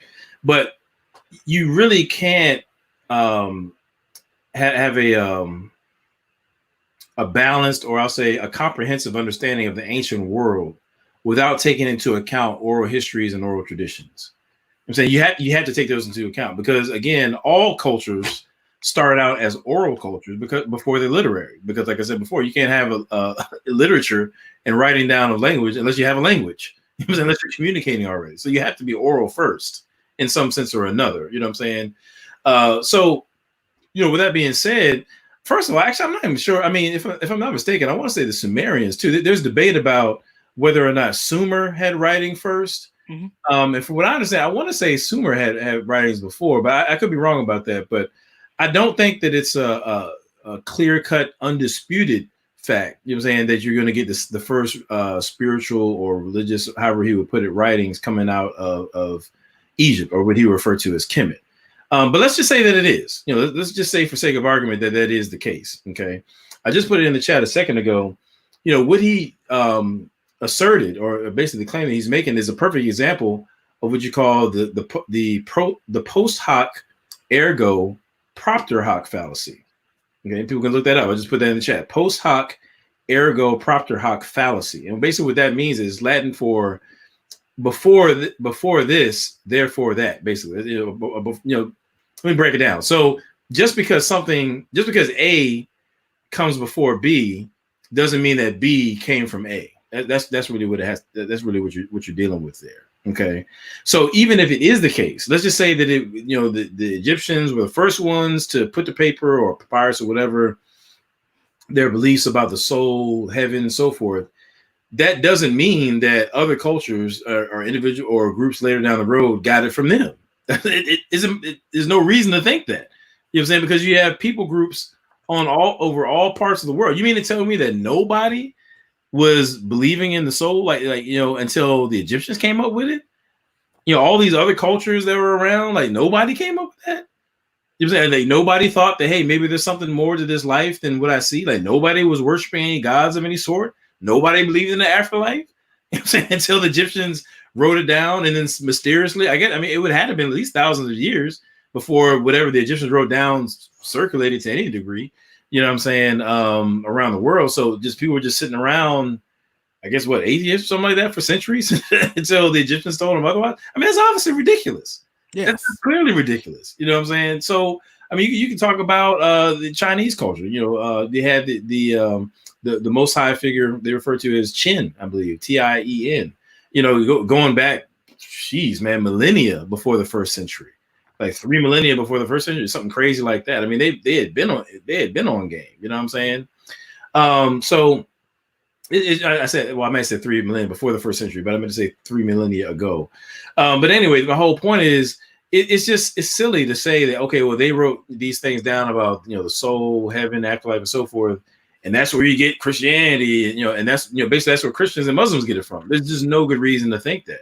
You've got to give me some argument to connect the dots between these Egyptian papyri and what these other cultures believed. You can't just say that it happened. You got to show me some primary source evidence to demonstrate that that was the case. And if you can't show through primary sources or secondary sources, something from the ancient world to show this transmission of these ideas from Egypt to all these other cultures around the world, then you don't have an argument. You see what I'm saying? That's just what it is. Shout out to my man Tim Allison for the super chat. Love you, bro. Appreciate that, man. He said, make sure y'all smash the like button. Not just hit the like button, smash the like button. And if anybody knows my man Tim Allison, this man lift weights. So when he says he's going to smash the like button, I think his keyboard must be just done right now. He probably won't be able to type for the remainder of this chat. He probably just broke his computer to follow through on what he said do. But he's telling y'all smash that like button. I'm just letting y'all know. So that's what that is. But all right, so but again, these are the kind of things I look for. I'm saying if you're going to be a reliable source of information, when you make these logical missteps, when you take one piece of information and then make a logical leap to say, okay, well, because you have this group over here believing in something that all these other folks must have got it from them, that's a huge logical leap that you didn't substantiate with evidence. That's why I got to question you. You know what I'm saying? That's why I got to be like, nah, sounds like you a little suspect there, Mr. Browder. You know what I'm saying? It's a little questionable. You got some problems here. All right, so let's get to the next clip. All right. And on papyri or on the walls of tombs. In the case of Karakimen's tomb, in the second pillared hall, we have over 70 chapters for the book of coming forth by day. So just think about this. Just imagine this. That death is a hell of a thing, right? So you die, and part of the Kemetic process of the journey of the soul, the process for which that soul has to come forth into a new day. Coming forth into a new day means being born again. In the Kemetic concept, in the African concept, there is no death. There is no heaven or hell. You come back. We always come back. You come back into a new day, a new life. And so there are certain things that you have to say in order to prepare your soul with that journey from one dimension of death to life. So, all right, you know what? Actually, I'm going to pause him right there. So he's made some huge claims. He's made some huge claims right here. This man just said that in African tradition, there is no death. You always come back, right? Now, I done told y'all about these logical leaps. I'm going to get on them every time I see one. You know what I'm saying? Now, again, mind you, he's talking about what he refers to as the Book of the Dead, or, you often see it referred to as the Book of Coming Forth by Day. Here in the Western world, you probably see the Book of the Dead most of the time, right? It's referred to that way. Now, we're talking about an Egyptian text. I'm saying that you do find in funerary texts or whatever, coffin texts, in tombs and that sort of thing. No problem with that at all, right? The problem is you can't say, based upon what Egyptians believed, what Africans believed. You know what I'm saying? Africa is a huge continent with just a ridiculous number of subcultures, tribes, clans, people groups, and so forth. And they do not all think the same way. Africa is not a monolith, right? They don't all believe the same things. I'm talking about even ancient Africa. You got all kinds of different, belief systems, different perspectives of the world, different thoughts about time, different thoughts about death, life, the afterlife, theism, monotheism, polytheism, all different perspectives on the African continent. So just because in Egypt, or Kemet as he refers to it, they had a particular perspective about the afterlife and whatever, you can't generalize that and apply that same lens to all of Africa. And it's just sloppy to do that. People do that all the time. They start talking about Egypt and then they switch it up and just they switch it up on you, like, oh yeah, so Africans believe. No. You're talking about Kemet. You know what I'm saying? If you want to talk about what Kemet believed, let's keep that vibe going. Don't try to generalize to the entirety of Africa without giving me some evidence and argumentation to support that lead. You see what I'm saying? That's number one. Oh, actually, I'll let you go on that too before I get to my other point, but go ahead. And then you're wrong about what Kemet believed. Right. What Anthony Browder is trying to set up is reincarnation. Okay. It's all in his writings. If you sit there and you listen to him long enough, it'll come out. This brother he's an Afrocentric New Ager pretending, and some people gonna take offense with this, but I'm just gonna call it what it is. Pretending to be Kemetic. Mm-hmm. The Kemetics did believe in the afterlife. Osiris did not come back.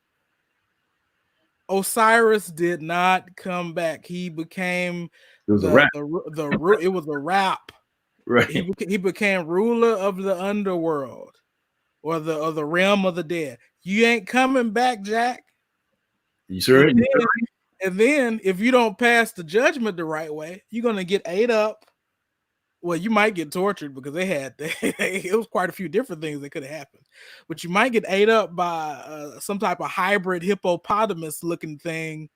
And I got some things I can read on that, but this is not fair to Black people.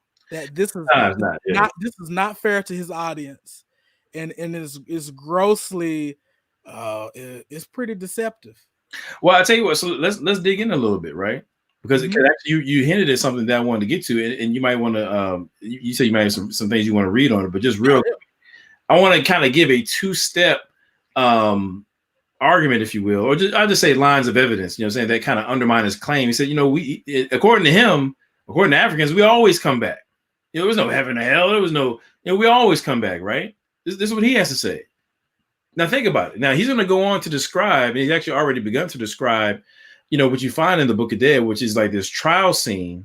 And actually, I'm not going to go into it because he describes it in a minute, you know what I'm saying? But he describes how you have to make these confessions, which are often referred to as the negative confessions of Ma'at, or sometimes you hear people refer to the 42 principles of Ma'at and so forth. He'll talk about that in a second. And he says you have to make these confessions, and if your heart is not found to be light, I want to say it's like either equal to or lighter than one of Ma'at's feathers, then in the book of the Dead, it says that if your heart is weighed down more than that feather, it's a wrap for you. You're done. I'm saying to your point, Matt, what happens is, I want to say it's Sekhmet. I'm saying the goddess Sekhmet appears and then devours you. So you're basically annihilated and you no longer exist. You know what I'm saying? That's so this idea, like, we always come back. No. Right there in the Book of the Dead, it tells you, what I'm saying, that if you got two options, either you will make these negative confessions and you will be found to be true of voice, and your heart, will be found to be lighter than that Ma'at's feather, and you'll be good to go. You can go into the afterlife, so forth. And actually, Alfredo, well, I'll leave that alone. But shout out to BK Apollos. He's done a lot of work. He's done a lot of work on that. But if that's not the case, then it's a wrap for you. You're annihilated. You're done. You know what I'm saying? By the goddess Sekhmet. Now let's just say that he's right. Let's just say that that's not the case. Let's just take Sekhmet out. You know what I'm saying? Let's say that it's not the case, that in terms of your immediate situation, either you go into the afterlife or you're eaten by Sekhmet. Let's just put that aside for a second. Let me show you my screen right quick. Now you have to forgive me because I've got this here. I'm going to show you. Well, actually, I think I actually bring up the real book, the actual book here online, so you can see it for yourself. Now I think about it, I think I have it on this other tab. Give me 1 second. All right. I want to say it's this one. Oh yeah, cool. Let me see. Can y'all see that? Oh yeah, you definitely can't see that. All right. Definitely can't see that. I'm gonna see if I can enlarge it somehow. I'm not really sure how. All right, so this is just so you know where it's coming from. This is from the Handbook of Egyptian Mythology. I know y'all can't see it, there in the chat, but I at least want to give you the source, and I'm also going to give you the page number. It's page 89. Okay. The Handbook of Egyptian Mythology, written by Geraldine Pinch, page 89. All right. Now, in that book, he's talking about. Oh my goodness, I lost my page. I'm messing up. I lost my page. Oh, here we go. All right. So I want to say it's like the second or third paragraph. So again, Handbook of Egyptian Mythology, Geraldine Pinch, and they're referring to basically the ancient Egyptians' thoughts on the end times, if you will. I'm saying what was going to happen, in the latter times. Eschatology is going to be a theological word, right? Now listen to what it says here. I'm going to read it to you.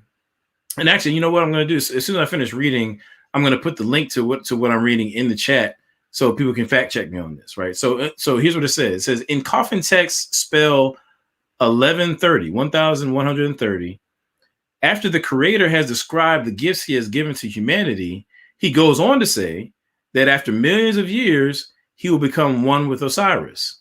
When this appears, there will no longer be a division between life and death, and everything on earth will go through a period of catastrophic change. Now listen to this. And now that's kind of ambiguous. Now listen, in the Book of the Dead, spell 175, Atum declares that after millions of years, he will destroy everything that he has made. Now, mind you, Atum is like, depending on what era of Egyptian history you're dealing with, at one point, Atum was considered to be like it would be like their most high or kind of like representative of their creator God. He created everything, basically, at least everything in the physical realm, right?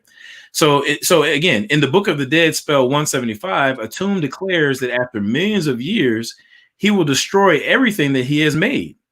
And quote, it says, quote, and the land will return into the deep, into the flood, as it was before creation. That's very important. It says the land will return into the deep, into the flood, as it was before creation. Now, here's why that's important. That's what Atum said in Book of the Dead, spell 175. Okay. Now, here's why that's important. So, in the creation myths in ancient Egypt, right, you have this notion that there's like this this chaotic waters, if you will, right? And they refer to it as the Noon, often referred to as the Noon, N-U-N, okay? And long story short, Atum, depending on which one you read, depending on which creation story you read, Atum kind of appears, swarm out of this chaos, or in some sense basically creates himself and creates everything else, right? But all things originate, the starting point is going to be that chaotic waters, okay?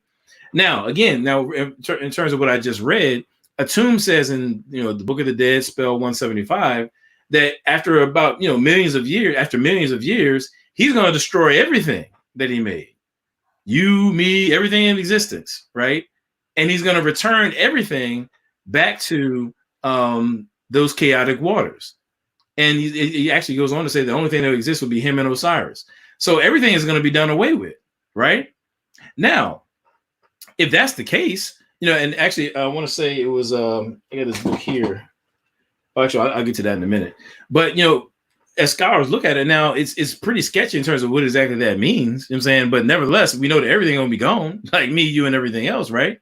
So, if anything, some scholars believe that narrative is referring to everything being destroyed and there's going to be a potential for like a new creation, a new life, and everything to basically start from scratch and create a new stuff. Now, still, that's not any indication that you or I are going to be any part of it. There's no reason to think that based upon the text. But let's just say that, there's this potential that he'll recreate, everybody or something like that. It's not guaranteed. So at best, looking at these different accounts of the end times, in terms of things being destroyed, maybe we'll come back, maybe we don't. One way Atum's going to get rid of everybody in a couple million years. You really can't say with any confidence that everybody comes back, according to Anthony Browder. He says we always come back. But you really can't say that with any confidence at all, because at some point, Atum's going to destroy everything anyway. You see what I'm saying? Yep. So if we take the Book of the Dead, spell 175 seriously, right, then we have to entertain the notion that, actually, Dr. Browder, there's no way he can possibly be confident that, we're all kind of guaranteed some sort of eternity, or we all come back. Well, maybe we come back, but eventually we're going to be done away with regardless. So what does that have? So that seems to cheapen, whatever afterlife he would want to espouse, as opposed to Christianity, where you have eternal life, unending life with, in communion with the Most High, maximally great being and one another, unending. I'm just saying. All right, here we go. All right. Oh, I gotta take that off. Oh, my bad. Getting to the next clip here. I guess it would help if I were to bring up the right clip. That would help, right? All right, here we go. All right, here we go. The whole concept of the hall, coming into the hall of Ma'at, where the soul must declare its innocence, where the heart of the deceased is weighed opposite the scale of Ma'at, Ma'at is that Kemetic principle, the Kemetic force, the feminine force, who represents principles of truth, justice, righteousness, balance, harmony, order, and reciprocity. So in that Hall of Ma'at, the soul of the deceased must recite the 42 admonitions of Ma'at, 42 declarations of innocence, right? And some of those declarations they may sound a little familiar to you.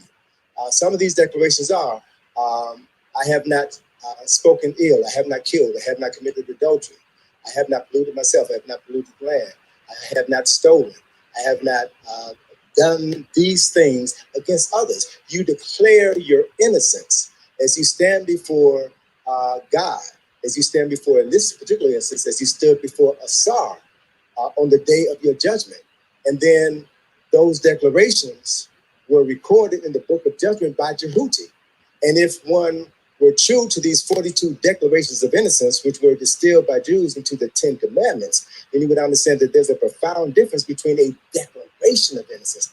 I have not stolen. I have not committed adultery.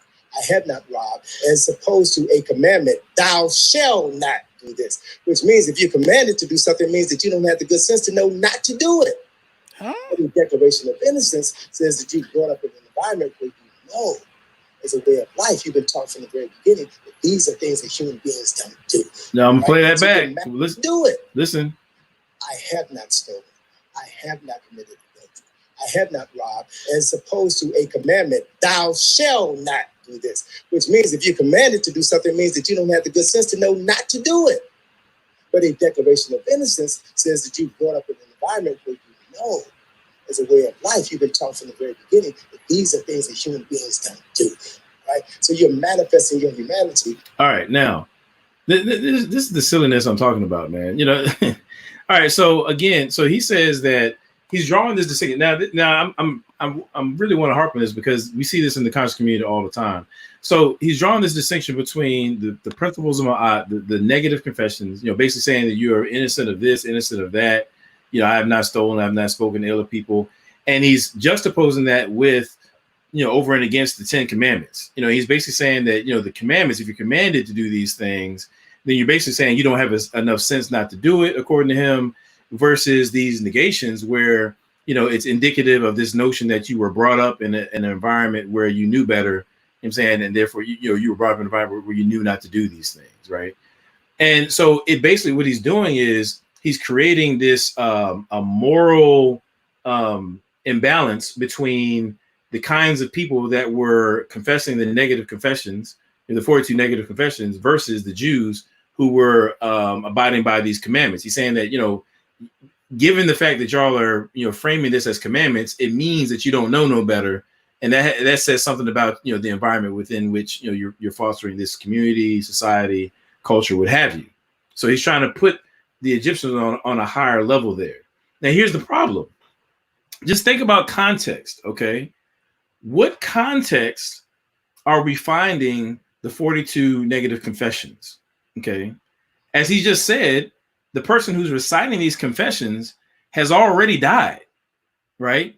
You know, you're in this period where you've died and you're standing before Asar and you're trying to give an account, you know, for whether or not, you know, you lived the right life. And so your life is already over, right? You're already done. It's in the past. And therefore, it makes sense to say, I haven't done this. I haven't done that. I'm giving account of what I haven't done. And I have not done, past tense, these negative things, right? That's the context within which we're dealing with the 42 negative confessions. Now, what's the context within which we find the 10 commandments? We're not dealing with a past tense moral code. You know what I'm saying? It's Moses saying to the Israelites, you're going into the land. We're going, you know, we're walking with God, and you've got this thing that he's called you to. He separated you out of Egypt to do this and to go here. Here's how you need to conduct yourself moving forward. You know what I'm saying? In other words, the 42 negative confessions are backward looking. It's saying what you have not done, past tense. The 10 commandments were written to be understood through the lens of, you know, forward looking. This is what you are not to do as we're developing, you know, our culture, as we're developing our, you know, Hebrew society and so forth, as we're entering into the land, right? this is what you're not supposed to do. So I said that to say, so it makes sense in that context. Obviously the Israelites, their lives wasn't over. You know what I'm saying? Like when he's giving them these commands. So it makes sense to him saying, like, look, don't do this, don't do that, right? As we're moving forward. It has nothing to do with this false notion that Anthony Browder has put forward that somehow the Egyptians knew better and they had this environment where they fostered a higher moral understanding or whatever, versus the Jews who, because this is framed, the Ten Commandments is framed as commands, somehow it's evident of them, basically not having enough sense to do right or wrong. No, the difference in terms of how the 42 negative confessions are worded and how the commandments are worded has to do with the context within which they're given. I'm saying, and within which they're being dealt with. Again, the 42 negative confessions are dealing with something that's past tense. This person's life is over, and they're telling, Asar what they, what they haven't done so that they can get into the afterlife. Moses, on the other hand, is dealing with people who still are alive and have lives to live. And he's telling them that if you got these lives to live before God, here's what the expectations are. This is what you do and don't do. It's forward looking. And so he's constructed this whole narrative of this higher moral fiber, I guess you could say, based upon how the negative confessions are worded and how the commandments are worded, that really it's nonsense. I'm saying all you have to do is look at the context within which these different moral codes are being issued or addressed, and you can see why they're worded differently. It has nothing to do with the moral fiber or lack thereof of the Hebrews versus the Egyptians. But it's just another one of those things where you take paper thin logic and you piece together information that the historical information, and you create an overarching narrative that ultimately is not based in truth, but it's based upon your fanciful imaginations of what you want your ancestors to look like, so that you yourself can then build up a self-esteem upon that false structure of what you believe the ancestors to have been. There you go. And I would say this is what happens when you come to any text with a overarching presupposition. So you assume that the Bible is plagiarized, so you'll go looking at other sources with that assumption. And in this case, you're looking for anything. You could have found commandments or something like that in better places, but like I said, Dakota Hammurabi, Suzerain treaties, things like that, which most Old Testament scholars understand that the Decalogue in Exodus 20 is in the form of a covenant between a great king and vassal servants and things like that. So God is not just telling these people what they can and cannot do. He has made a covenant with them, and it's almost like this is their institution. This is this is their constitution, so to speak. They had just been freed from slavery, and now they're becoming a nation, and this is why context is important. Mm-hmm. So I'm reading let me see here.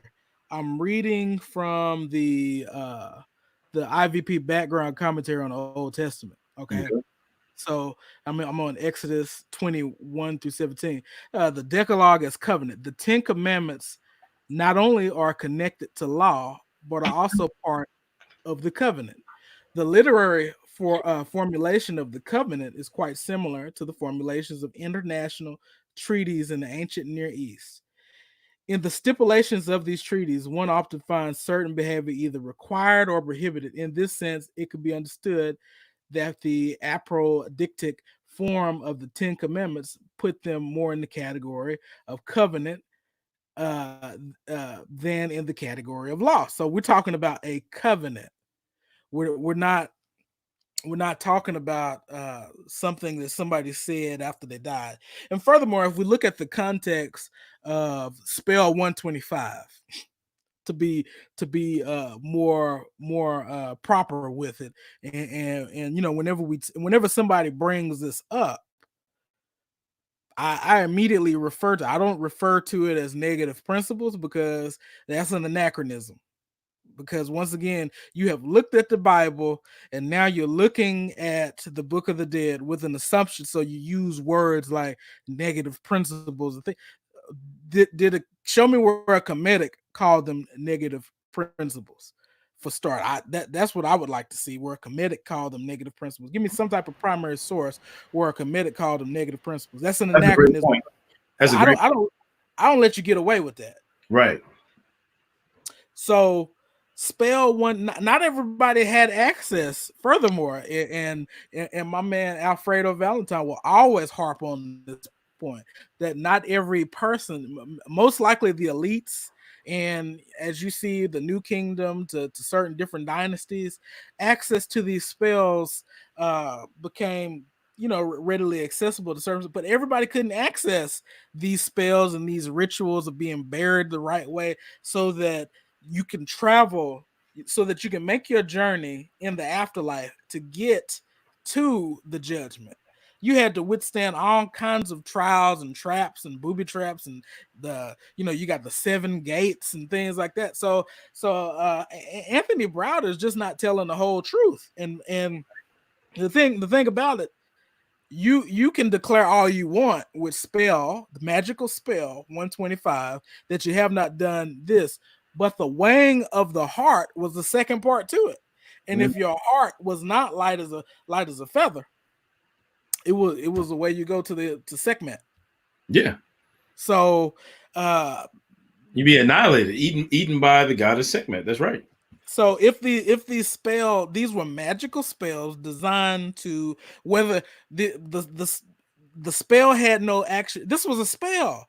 So you could say that you have not stolen. You probably did, but it was still a spell. Right. that you had to do these things, right. If you wanted to survive. You had to do these things. So magical spell 125 is not indicative of if you actually done these things in life. These were certain magical spells designed to manipulate the gods, and there were other spells that you could use if 125 didn't work, and if your heart wasn't as light as a feather. So and that's the difference between the Kemetic worldview and other worldviews.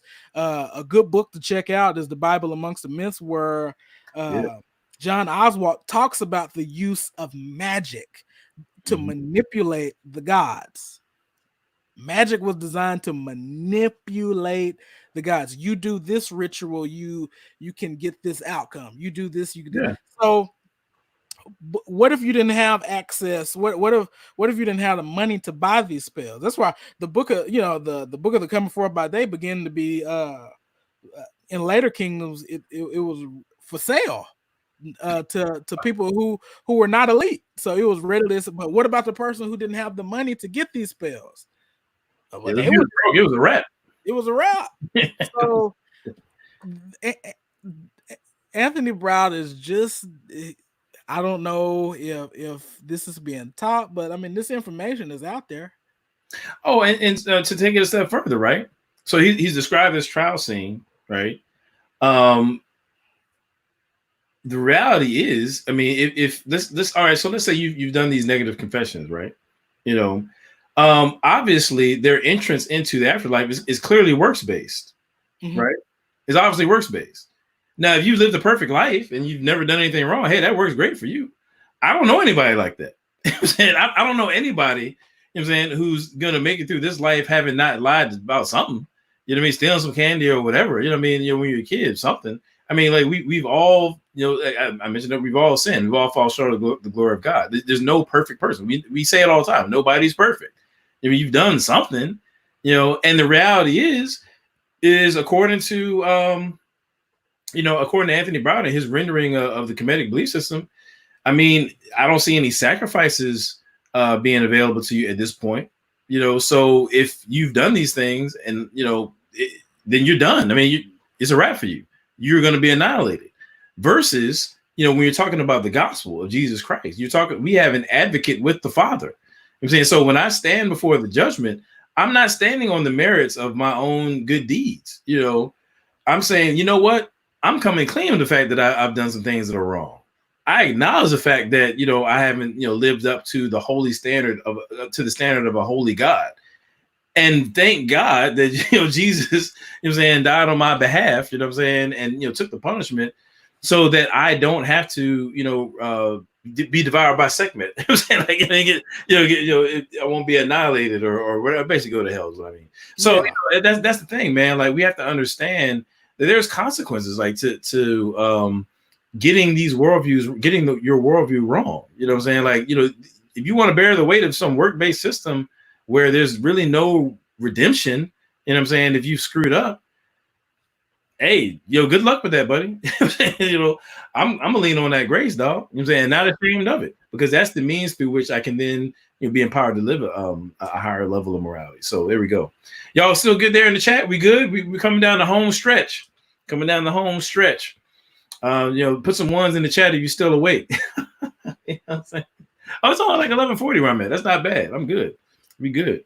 We can go for another 3 hours, man. Yeah, man. All right, here we go. We're almost there. Yeah, actually, we're close to the end. Here we go.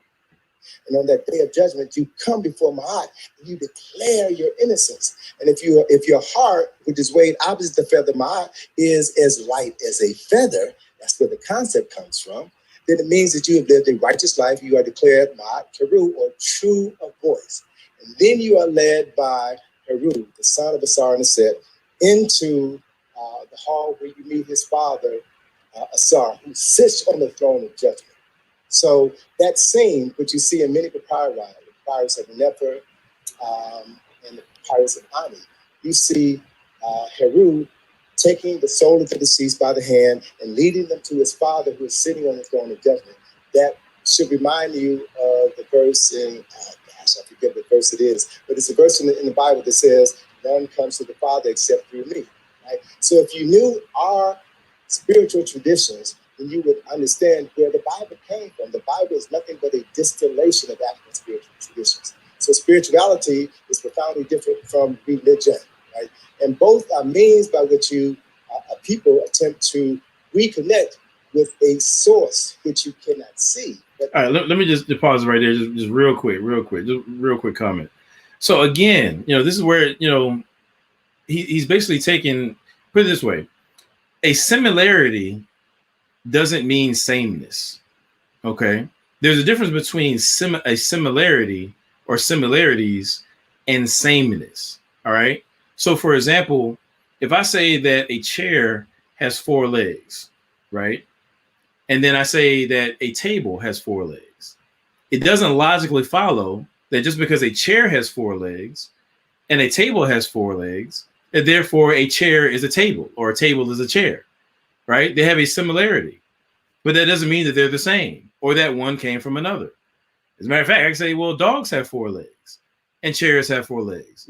So are dogs the descendants of chairs and tables because they got 4 legs? Obviously not. Obviously not. You see what I'm saying? So this is another one of those things where he's taking, this one piece of information. That's like I said in my last video, when I was dialoguing with BK Apologists, we were critiquing some stuff from Candace Owens, and I was like, a little bit of information can be real dangerous if you mishandle it. You know what I'm saying? And so that's what he's doing here. He's saying, okay, I'm just going to take this similarity, and now I'm going to make this logical leap to say that, oh yeah, see, that's where Christianity, or that's where the Bible came from. No, you can't do that. That's logically, ridiculous. I'm saying just because a chair has four legs and a table has 4 legs and a dog has 4 legs, that doesn't mean that a chair is a table and a table is a dog. That's silly, So likewise, when he talks about, oh well, he's referring to a scripture where Jesus is talking, is that that no man comes to the Father except through me, right? There's just no good reason. Like he's not giving any sort of argument to connect the dots between this Kemetic papyri or whatever and the words of Jesus. He's not giving us any argument. He's just saying that A sounds like B, so C, therefore B came from A, which is obviously nonsense. You know what I'm saying? So I just wanted to address that. Yes, and Osiris is not a tomb. Osiris is not Ra. So it's not even a good parallel at that. Osiris got Geb and Nut and all these others ahead of him, and Jesus is one in the sense that he's co-equal with the Father. Right. Jesus is a part of the Trinity in the sense that is the one being of God existing eternally as three persons. So it's one being. And Jesus pre-existed his birth. So it's not even a good parallel. And then when we look at and he's referring to John 14. Mm-hmm. When we look at it, Jesus was getting ready to, he was comforting his disciples. He's getting ready to go to the cross, and they were sad. And this, of course, we read it all the time at funerals and things like that. Let not your heart be troubled. You believe in God, you also believe in me. In my Father's house there are many mansions. Right. And he goes on to say that that where I go, you may be with me also. Jesus said, I am the way, the truth, and the life. What does that mean? Well, right then and there, Jesus already just destroyed Anthony Browder's cultural relativism. True. Okay. Right. So if we handle these texts in context, all of this, and I've talked about it on my show. I've talked about how people think that they can say any and everything that they want to say about religion. It's that two-story value of truth that Nancy Piercy talks about in her books, Total Truth and Finding Truth, where people will place values in one story and facts in the others. So that if it's something value-based, you can basically say any and everything you want to about it. Really doesn't matter. It's just a matter of taste. And when it's fact-based, you can say, you only can say certain things. Well, Adam, you said something earlier that I believe in the resurrection, just like I believe in 2 + 2. And I would say the same thing. It's a fact. And if God has spoken, it is incumbent upon Anthony Browder. It is incumbent upon me. If he has entered into history in the person of Jesus Christ, it is incumbent upon all of us to listen when the Creator speaks. He has spoken. He's spoken through general revelation. He's also spoken through special revelation. Yeah, no, actually, I'm gonna throw this out here too, right? To your point, we deal with special revelation. Browder made this claim that basically, the Bible is drawn from the Book of the Dead. And I've seen other people say that too, and actually, I ran into this same claim when I was in Nebraska. A gentleman who was he referred to himself as an Asarian. I guess that was a reference to Asar, aka Osiris, basically Kemetic. And he made the same claim, saying that basically the Jews and Christians have all gotten their spirituality from Kemet. Now, one of the things that I did to kind of illustrate that that's clearly false is, to be honest, like between the Book of the Dead, and well, I put it this way: between Kemeticism as they describe it, they believe it to be, everything is in the one and all this kind of stuff. And Christianity, they're just two fundamentally different systems. Fundamentally different. I'm saying, like I just showed a second ago, you're dealing with a works-based system versus a grace-based system. That's fun. That's a fundamental difference. You know what I'm saying? For all these folks who, these Kemetics who talk about, everything is in the one and everything exists within, like somebody like a Brother Jabari might say something like that. There's basically pantheism. All is in this one divine, oneness. That's fundamentally different from monotheism. It couldn't be any more different. You know what I'm saying? Like it's obviously, not the same. You know what I mean? And I think that what happens is, actually, as a matter of fact, I just saw somebody in the chat. I wanted to make sure I credit the right person. I think it was Latasha Malvo. Said that she questioned whether Anthony Browder has read up on his own religion or form of spirituality, or whatever. And I think she maybe she was joking. I'm not really sure, but to be honest with you, as I've been encountering Kemetics, and I'm not just talking about people on the internet. I mean, I've dealt with some folks. I'm not going to name. I'm not going to put them on blast right now, but I'm talking about people who profess to be the cream of the crop as far as Kemetics are going. If I were to say the name, you know what I was talking about. I've dealt with some priests, some Kemetic priests. I'll just put it that way. I'm saying, who can't be any more into Kemeticism than they are. And I've had these kind of conversations, and I'm saying straight up from personal experience, I know for a fact that these folks don't know their belief system as well as they think they do. I know that for a fact. I'm saying, because the kind of critiques that we're talking about, there's so many. Now, I haven't met every last one of them, but the kind of critiques, and I'll just speak about the community, they're not used to people like us fact checking them. You know what I'm saying? Like if there's no, they've been beating up on Christians for how long now? This dude he just spit like 8 minutes of just nonsense, and nobody in that crowd is going to him on it. You know what I'm saying? They all just nodding. Like, oh yeah, for real. Yeah. I mean, come on, like seriously, bro. We're at 2 minutes and like 2 hours and 20 minutes right now on 2 5-minute clips. You know what I'm saying? we got 2 hours plus of content of making corrections and just examining things just off about 8 to 10 minutes of him speaking. You see what I'm saying? These folks are not used to Christians putting the ball in their court and making them, stand up to the claims that they make and critiquing their claims. They're not used to it. And when you do that, it takes people by surprise. I can't tell you how many times, I'm going to move on with this. I can't tell you how many times, and I do this intentionally, I'm being straight up.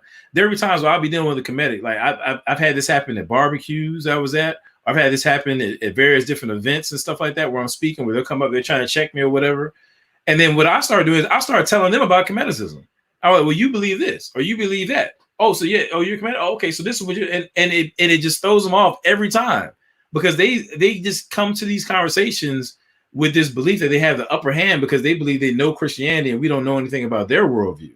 And so when I start telling you what you about, you know what I'm saying? When I'm telling you what you about and I'm breaking down your belief system and then putting the ball in your court to stand up to the claims that y'all make, it's like, all of a sudden, cats start stuttering. You know what I'm saying? Because they're just not used to that. They're not accustomed to Christians being able to stand on their square and not only defend the faith with evidence, reason, and logic, but also press them on their claims. That's why apologetics, or that's one of the reasons why apologetics is so important. Yeah. And these guys don't know the Bible for real. I'm telling you right now, I'm gonna just throw this shot out there and then keep it moving. I don't care whether it be a Hebrew Israelite. I don't care whether it be a Moor, a Kemetic, anybody that I've come in contact, atheists, black atheists in the community, none of them. I have not met not one, I'm saying thus far, who really has a comprehensive, grounded and just like comprehensive understanding of what Christians actually believe, like what Orthodox Christianity is and how, and along with its nuances and all that. I have not met one since I've been doing this, period. I'm just throwing that out there. All these people talking about, I used to be a Christian. No, you used to attend church. Yeah. Your grandma brought you to church, you know what I'm saying? Or you used to attend church, whatever, and for whatever reason you dipped out. Just because you were in the building, and even if you were a Christian, that doesn't mean that you have some sort of inside scoop on everything that we believe. I can't tell you how many times I've come across people say, I used to be a Christian, and you ask them simple questions about Christianity. They can't even explain what the Trinity. They have no idea what we believe in terms of what the Trinity is. They have no clue. You know what I'm saying? Anyway, I'll leave that alone, yo. I'm gonna leave that. I feel like I'm just getting a lot of stuff off my chest tonight, man. I don't know what it is, bro. It must be this COVID thing. I'm trapped in the house, and so when I do these lives, it's like I can finally get it out. You know what I mean? Express yourself. Yeah. Here we go. All right, we're almost done here. Expresses itself in everything, right? Wow. So, that spiritual manifestation of the Creator is known as nature, which is where we have derived the word nature. So it is nature that is the source. It is nature that is the visible manifestation of the unseen presence of the Creator. Nature creates everything. So if you look at this particular society right now, who is anti-nature? Who is destroying the environment? Who disrespects the environment, right? And that tells you who is aligned to the Creator and who is not. Case closed. He thought he killed that Jane boy. He like that was one of he thought he had to drop the mic movement right there, boy. Case closed, man. Case closed. That's funny right there. That's funny. You want to say something on that? Yes. He said so much, and obviously we've been going on almost 2 hours and 30 minutes off 5-minute clips, but that just shows you the danger of misinformation, and not only misinformation, but just a illogical worldview. Nature creates everything. Thank you, Trevor Riley. Y'all just saved yourselves about 10 minutes. I was gonna go in on that too, but he already said it, so I'm gonna leave it alone. Yeah, go ahead, Matt. nature creates everything. Well, he's not in touch with science because a lot of the evidence, according to scientific studies, would demonstrate that nature had a beginning. Come on. That nature is not eternal. Nature is contingent. And if your God is if nature is your God and your God is contingent, then your God is not a God at all and still needs to have something necessary sustaining it and bringing it into being. All right now. All right. And if nature created itself, right then and there, we have a violation of the law of non-contradiction.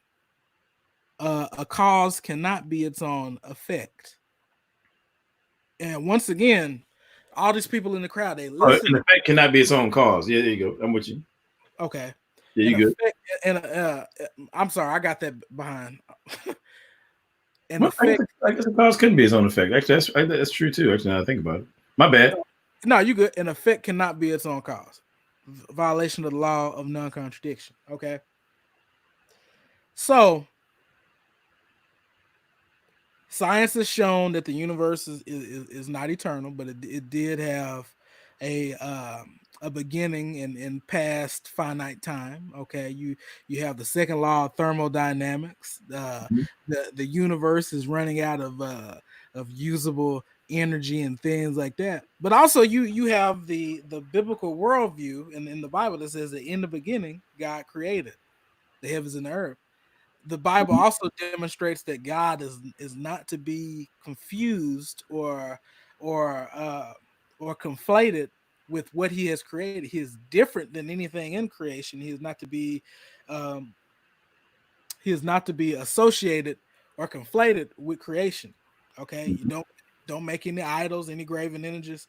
There's that passage in, it might be in 1st or 2nd Kings, where Elijah was sitting there listening for the voice of God, and God was not in the water. He was not in the roaring wind.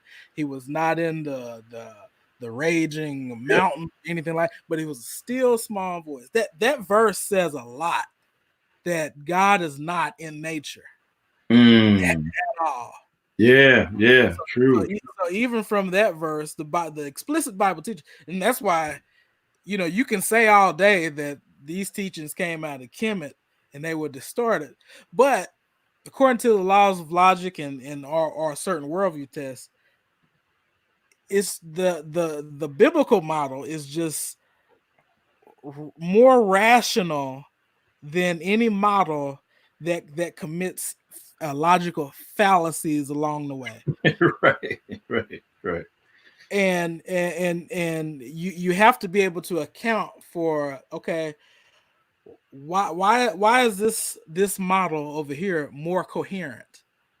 Why is it more consistent with what we know about science, such as everything that begins to exist needing to have a cause for its existence? And if you say that God needs to have a cause, you didn't listen to what I said. Everything that begins to exist, God is eternal. There you go. That's right. And that's a logically consistent. So,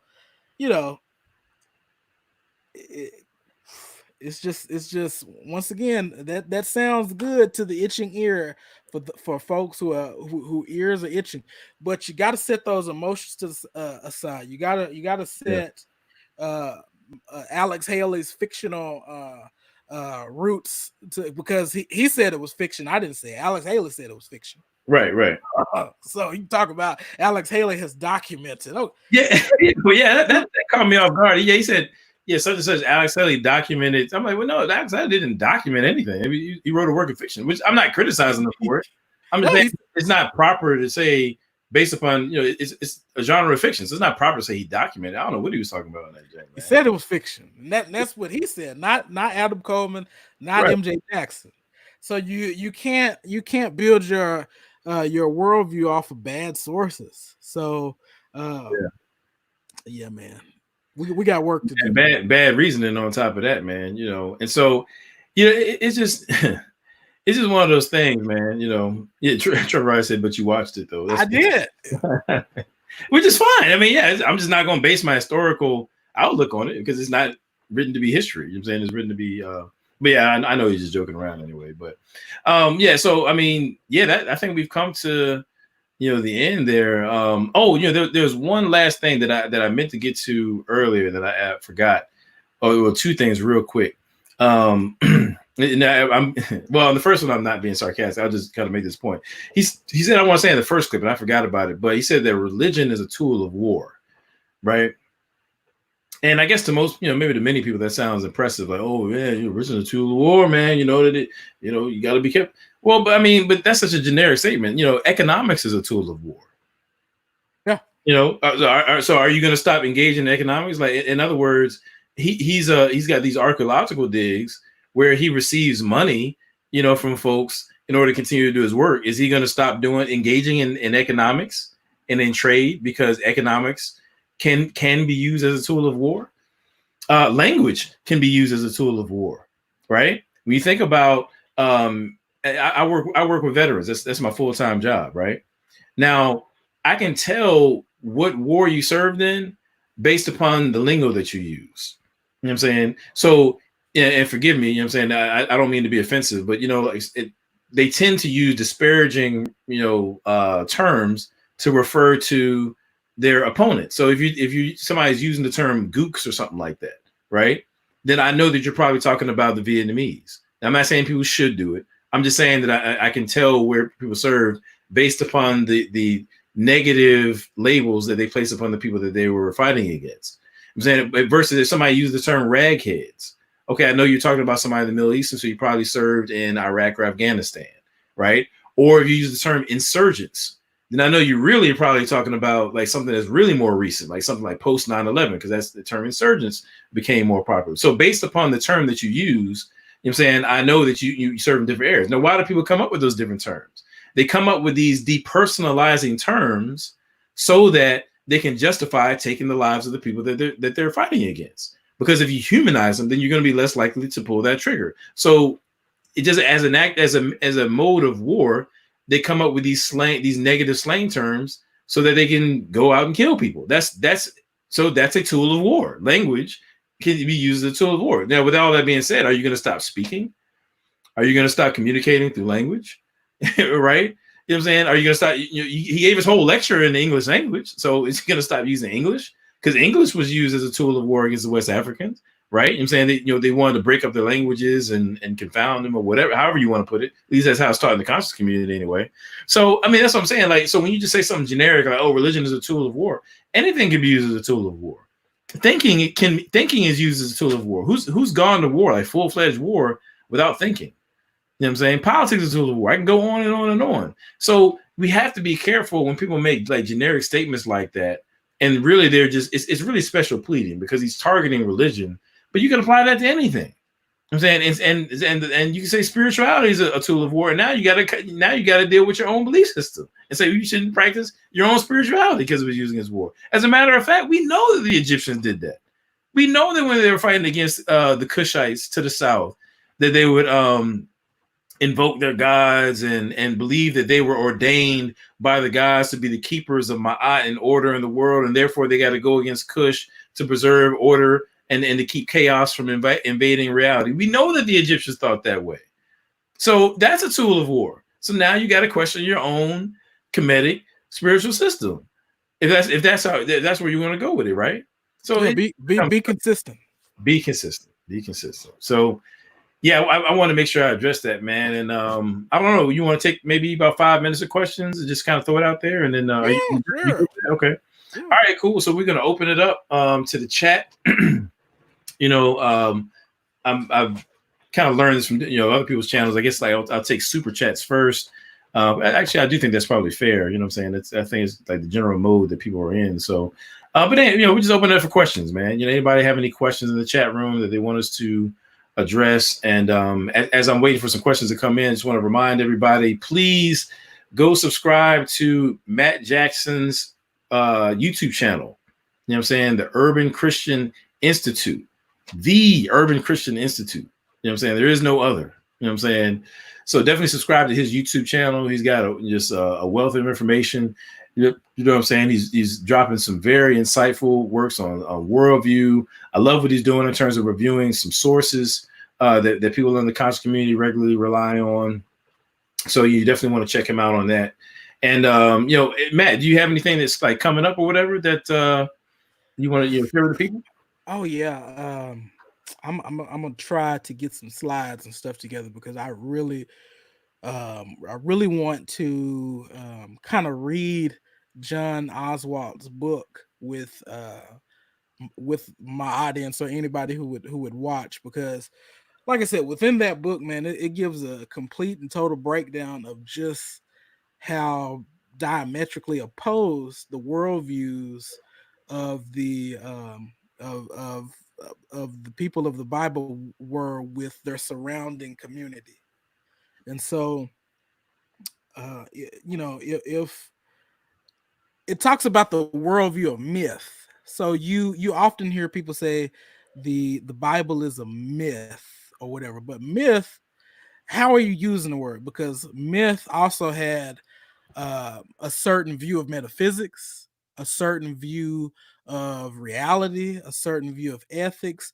I kind of mentioned it earlier that in myth, magic was used to manipulate the gods. It was used to appease the gods, sorcery and things like that. So when people tell you that the Bible is a book of astrology, well, astrology is condemned in the Bible. So how the Bible gonna be a book of astrology?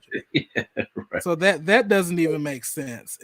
So you have to deal with the Bible, and this is why the history of religion schools. I don't know if you've ever heard the different types of Jesus studies and things like that. Right now, we're dealing with the Jesus studies that deal with the Jewish Jesus, so to speak. Yeah, Dealing with the reclamation of the Jewish Jesus. So the simple fact of the matter is Jesus cannot be interpreted against the backdrop of mythology, because mythology is a worldview. You got to think of mythology in terms of worldview, and we have to interpret the background of the Jewish Jesus in terms of Second Temple Tannaitic Judaism, which is not which is not the worldview of mythology. So yeah, I want to go over a few chapters in that book, look at some of the terms, look at the metaphysics that's talked about in that book. So that's what I'm gonna be looking to do. Probably transition from my worldview series into the worldview of myth, and then we'll look at a few books and stuff like that for the rest of the year. That's excellent, man. It's excellent. I mean, it's so valuable. I mean, we've talked about this on the phone, but I think what you're doing is so valuable because what you're doing, I mean, you're doing something that's never been done. You're getting into these sources, and really any of the big names, comedicists and conscious community persons in general, who have made a name for themselves most recently, they're relying upon the sources that you're dealing with, and you're going through with a fine-tooth comb, breaking these things down effectively, kind of pulling the rug from under these deceptions, that have been, getting over on people. So I think that's powerful, man. I think that's powerful. We do have a question that came in, so let me go ahead and actually I just put your link in the chat. I just did that, and so people can definitely click and subscribe to Matt Jackson's Urban Christian Institute. So this is from Trevor Riley. He says, "What do you think is the root issue with even some professing Christians blurring the lines between biblical history, I guess i.e. incarnation, death, resurrection, and the Horus mess?" And so what is it with people in general and even Christians, blurring their lines between the two? You want to take a stab at that, man? You want to go ahead first? Yeah, let me think about that for a second. Blurring the lines. Okay, so you do have people like Howard John Wesley's of the world. I don't know if I don't know necessarily what you mean by blurring the line. Maybe you could ask a follow-up question. But you do have very liberal preachers like that who have conceded that, you know, maybe the Bible is not maybe we don't have propositional revelation within the Bible. So that's a certain view of revelation, that these were just the experiences, these were just thought to be the experience, or what the writers of the Bible experience. But we can't really say that it was the incarnation, death, and resurrection or something like that. And then of course the horse mess.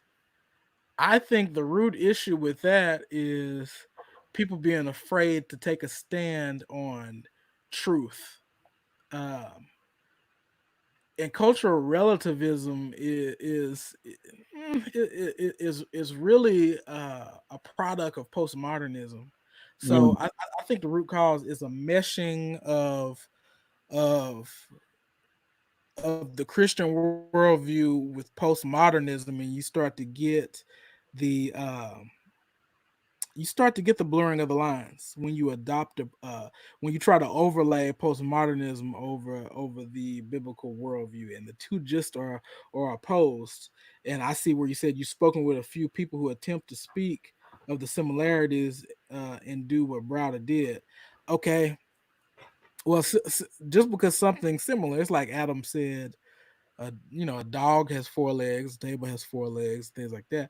We need to see people connect the dots. Okay, can anybody point me to some papyri that was in Palestine, you know, around the time that the disciples lived? You know, is there any evidence? I was listening to the James White Robert Price debate, and the evidence that he gave for a paganized Palestine was in the 2nd century. Well, that's too late. That's not early enough. Okay, so you know, that's not good enough. So the simple fact of the matter is that you worshiping foreign deities in Jerusalem and in Judea would have got you killed. It'd be a wrap. It would have got you killed. On site. So it just doesn't. Once again, we have to understand the worldview that the Bible communicates, and it's historical. Now, people want to assert that it's myth, but let's do what historians do and do some actual work and not be lazy. And let's stop. If you're not willing to do that, don't call yourself a historian. There you go. Simple as that. All right, so we got another one, and this might be the last one, unless another one comes in. But from Latasha Malvo. Okay, so what do you think of Christians and theistic? What do you think of Christians and theistic evolution, and what do you recommend to show to combat that? Interesting. I'll let you take that one. Oh man, I was gonna do that to you. I was gonna be like, man. You know what, man? A lot of people get mad at me because I really don't even get into, the evolution thing that much, to be honest with you. And I'm sure that answer is probably disappointing for, somebody who wanted me to, come down hard one way or the other. I'm like, my honest perspective, to be honest with you, is like, if you have, like, say, the 6-day, creation perspective, right? In Genesis, what some would refer to as, we'll just refer to it as young earth creationism. If that's the case, then, we win. You know what I'm saying? Like, I mean, it's, it's a work of God, period. You know what I'm saying? Let's say, on the other hand, if some form of evolution occurred, you know what I'm saying? Before we even get to the theistic part, let's just say that, let's just say, what if evolution happened? Well, given the fact that before you can even have any sort of biological matter, you're dealing with a universe, a physical universe that is created with such a just ludicrous degree of order and fine tuning, to be more specific. And I mean, down to, people give the examples all the time of what they call the cosmological constant, where if gravity was just a little bit, less strong, or if it was a little bit more strong, then, the physical universe literally couldn't exist. Like, it would just either rip itself apart or it would implode on itself. I mean, I'm talking about just the specificity of just that one attribute of the physical world is so infinitely fine-tuned, it's ridiculous. You know what I'm saying? And there's like a ludicrous number of other examples just like that I could give, that if this or that was one little bit different, then there could be no universe. But nevertheless, we live in a universe that is fine-tuned. I'm saying that's just right. You know what I'm saying? To allow for life. You know what I'm saying? Or we can say even more so sentient life. You know what I'm saying? The kind of life that we have. You know, we can think and have rationality and all that kind of stuff. Right now, let's just say, you know, so out of nothing, let's say if atheism is true, then the whole universe was created for nothing, from nothing, and by nothing, some kind of way. You know what I'm saying? And even with that, has this ridiculous level of order and specificity to it. And then on top of all that, just by chance, you know, physical matter just fell in just the right way to bring about like DNA or some sort of, you know, code of proteins that came before DNA, such that it could replicate, you know, reproduce, and ultimately millions and billions of years later bring about us. You know what I'm saying? And now, mind you, that's all that is after you supposedly have the carbon from stardust somehow making it here to the planet, you know, and then providing the raw material for us to get here. You know what I mean? Like, so, you know, my thing is that, you know, if evolution did occur, it would be such a ridiculous chance, you know what I'm saying, and just happenstance. There's no good reason to think that it could even possibly happen unless you have a God who's in charge of it, using evolution as a mechanism to bring biological diversity about. So to me, it's a win-win situation. If you want to talk about evolution, all right, cool. Let's talk about DNA. Let's talk about the fact that DNA is literally a language. You know what I'm saying? Like it's a literal code. You know what I'm saying? And you don't have language without mind. So what's going to be the mind behind this biological matter? You got to talk to me about that. You see what I'm saying? Like, so one way or the other, like we win. You know, now I will say that I do not believe at very and again, I don't really spend a whole lot of time on it, but I do think any view that removes a biological historical Adam and Eve, and I don't mean just like in terms of like a type, but I mean like an actual individual who God referred to as Adam, an actual individual, female individual that God referred to as Eve.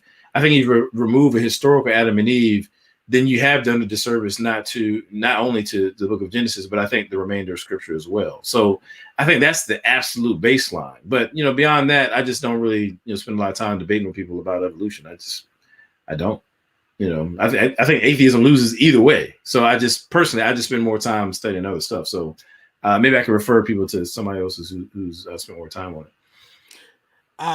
I would refer people to Michael Jones of Inspiring Philosophy. You know, he talks about it.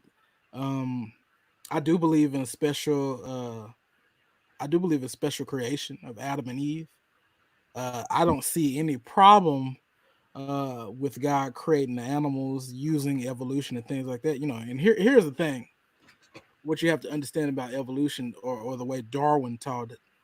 Darwin taught it that each mutation was supposed to give a certain survival value or anything like that. So you just have to ask. You got to ask a question: that what's the point of eye sockets without eyeballs? Yeah. So yo, how scary that would be, yo! Like a whole race of beings walking around with like no eyeballs with these eye sockets, man. That's creepy as possible, bro. you know what's the benefit to evolving eye sockets without eyeballs, and then you got a predator chasing you to eat you and things like that. So you know we can look at stuff like that. Well, for one, a lot of times I don't think Christians entirely understand evolution. It's like a lot of the books that I got on my back shelf are by people like Ken Ham, and when they debate, if you have the straw man the other side, whether you're a Christian or not, I take an issue with you. So if you're going to debate about evolution, at least demonstrate that you understand it and things like that. So I listen to guys like Faz Rana, Dr. Faz Rana. I think that Hugh Ross has some good things to say. I mean, he's an astrophysicist, but to some of the certain points that Adam made about the absolute beginning of the universe and things like that. So I don't necessarily have a problem. What I think it boils down to is how we understand Genesis. And I think let me look up the book, Adam. While you're doing that, I just want to clarify. I'm not hyping up theistic evolution, by the way. I'm not claiming to be a theistic evolution. I'm not like defending it per se. Adam, I cannot remember. The atheists lose either way. That's all I'm trying to say. What's the Irish guy's name? The Irish. Yeah, you're talking about John Lennox. Okay. Dr. John Lennox. That separated the world or something like that. Yeah, 7 Days that Separated the World. That's a good book. He presents all of the views. Kind of talks about the pros and cons of the views. He interacts with Jesus. Well, he interacts with John Walton's. Oh, that's who it is. With Walton's views, because Walton wrote about the flood and Adam and Eve and things like that. So he interacts with some of Walton's works and stuff like that. It's a good book, 7 Days That Divide the World by Dr. John Lennox. Check that out. If you're gonna argue against, read Darwin's Doubts by Stephen Meyer. There's some good things, and I think Stephen Meyer is a good person to read. I think he understands evolution. So the thing about evolution is we don't directly observe it. So I mean, we're arguing. People are trying to build an edifice of knowledge based off of things that you have to manipulate in the laboratory. So there is intelligence involved due to the fact that the scientist has to get a scientist, if he's going to run his experiments, he has to get the temperatures and the right chemicals and all. So intelligence is involved even for the experiments to take place in the laboratory. So I lean more toward intelligent design, things like that. But check out Stephen Meyer's book, Darwin's Doubt. Also check out 7 Days That Divides 7 Days That Divides the World by Dr. John Lennox. Yeah, and I just want to add in too. I mean, like, Christians aren't the only ones who give a side eye to neo-Darwinism or Darwinism. Yeah. I'm saying, like, this notion that biological diversity can be accounted for based upon natural selection and natural selection and random mutation. I'm saying the idea that those two mechanisms can account for the biological diversity that we see. That's a view that's highly questioned. As a matter of fact, I want to say it's back in 2016. You had a meeting. People look it up. It's the Royal Society, which is like the creme de la creme of like biologists and so forth. Met in I want to say met in Britain rather, and the outcome of that meeting, among other things, was that, hey, you know what? This neo-Darwinian model doesn't work. It doesn't account for the biological diversity that we see. That there has to be something else. And these are people. These aren't Christians. These are just scientists. People that are just doing their scientific work, regardless of their worldview. As a matter of fact, Richard Dawkins, who himself is a biologist, there's this really interesting panel discussion where he and another prominent, and I can't remember the other guy's name, but another prominent biologist are talking about evolution. And the dude says, like, on stage, it's like a huge event. The dude says on stage that he doesn't think that neo-Darwinism works. And what's his name? Dawkins. I can't remember how the dude phrased it, but he basically brought that model into question. And then Dawkins was like flabbergasted. Was like, what? Like, seriously? Like you don't think it did? He was like taken aback by it. You know what I mean? And this dude, I don't believe is a Christian. The other guy that he was talking to. So anyway, my point is, Christians, we aren't educationally deficient or unreasonable or illogical for looking at the neo-Darwinian model of evolution and saying, nah, I don't think so. You know what I'm saying? Because the reality is, again, also, I tried to allude to this earlier, but evolution really only deals with the development of biological systems and diversity once you have the basic building blocks in place. Then, i.e., DNA, RNA, mitochondrial, DNA, so forth. You know what I'm saying? And, being able to move forward from there. But it doesn't even deal with what they refer to as abiogenesis, which means that you've taken like non-living material and somehow it's combined in such a way that now you got living material. Like, nobody has an account for that. Nope, nobody. So before evolution even gets off the ground, you got this huge question mark with respect to how it could have began in the first place. And again, that's after you've got the fine tuning of the universe, to even give, so that there could even be an opportunity, supposedly, for abiogenesis to take place. And then when you add on top of that you can't even speak about evolution or whatever has happened in this biological world and in a chain of events, without using your brain. And the idea that we have the ability to reason, and somehow we've developed that, I'm saying, from an unguided process that, really selects for survival, not necessarily truth value, right? And even then, this brain is basically a collection of atoms that are, moving around in ways that are predetermined by the laws of chemistry and physics and have nothing to do with what we choose. I mean, all that rationality is all coming out of the same thing. So the idea that evolution, an unguided, godless evolution, is going to bring about abiogenesis, rationality, no, that's clearly nonsense. That's nonsense. And if you and again, that's not just Christensen. That read Thomas Nagel, what I'm saying, who wrote a whole book about it. I'm saying, I got it downstairs right now. He's a straight up atheist, and he would agree with everything I just said. So there we go. All right, so I really got to get out here now, man. So, and people are making some distinctions between or drawing attention to this distinction between micro evolution and macro evolution.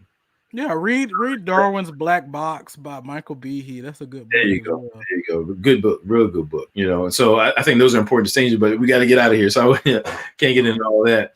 But anyway, so long story short, love y'all, man. Appreciate y'all for riding with us. Definitely stay tuned. I got some big stuff coming to the channel, some different things, opportunities to hang out with you guys and answer questions and stuff coming up. Got some guests coming up. I'm working on getting my man Jonathan Pritchett in the building. I believe he's going to be able to come through next week. Just got to settle on a topic for that, and that's what we got coming through next week. We're going for about 3 hours, man. So wow, that's crazy. Let's get up out of here. But appreciate you guys. Definitely. And matter of fact, during this journey right here, somebody actually signed on to be a patron, and I greatly appreciate that. I just want to thank that person. I don't have it in front of me right now, but and maybe they don't want to be called out, but I'll just say thank you. You could obviously probably watching, so thank you for that.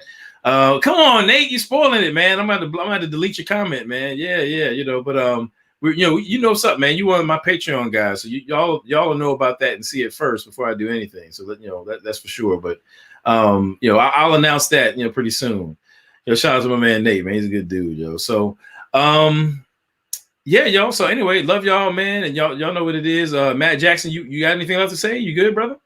Nah, it just hey, if y'all don't mind, come on over and subscribe to the channel, and I'll try to share with. I know the Jonathan Pritchett, who is my professor, Dr. Pritchett. He complains that I don't go as frequently as I should, but I'll try to put out a little bit more stuff frequently this summer, and just come on over, subscribe, and we'll go on this journey together.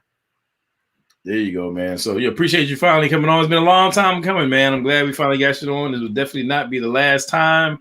You know what I'm saying? We will definitely get back at it, man. So hopefully sooner than later. You know what I'm saying? I would definitely want you to be a regular here on the channel. I love what you do. And you're a phenomenal mind, man. I appreciate you. So y'all know what it is, man. Love you guys, man. And never forget, love God, love people, and take care of the things that God blesses you with. Be safe out there during these times. And let's pray for one another, y'all. Let's pray for one another. Love y'all, man. Peace.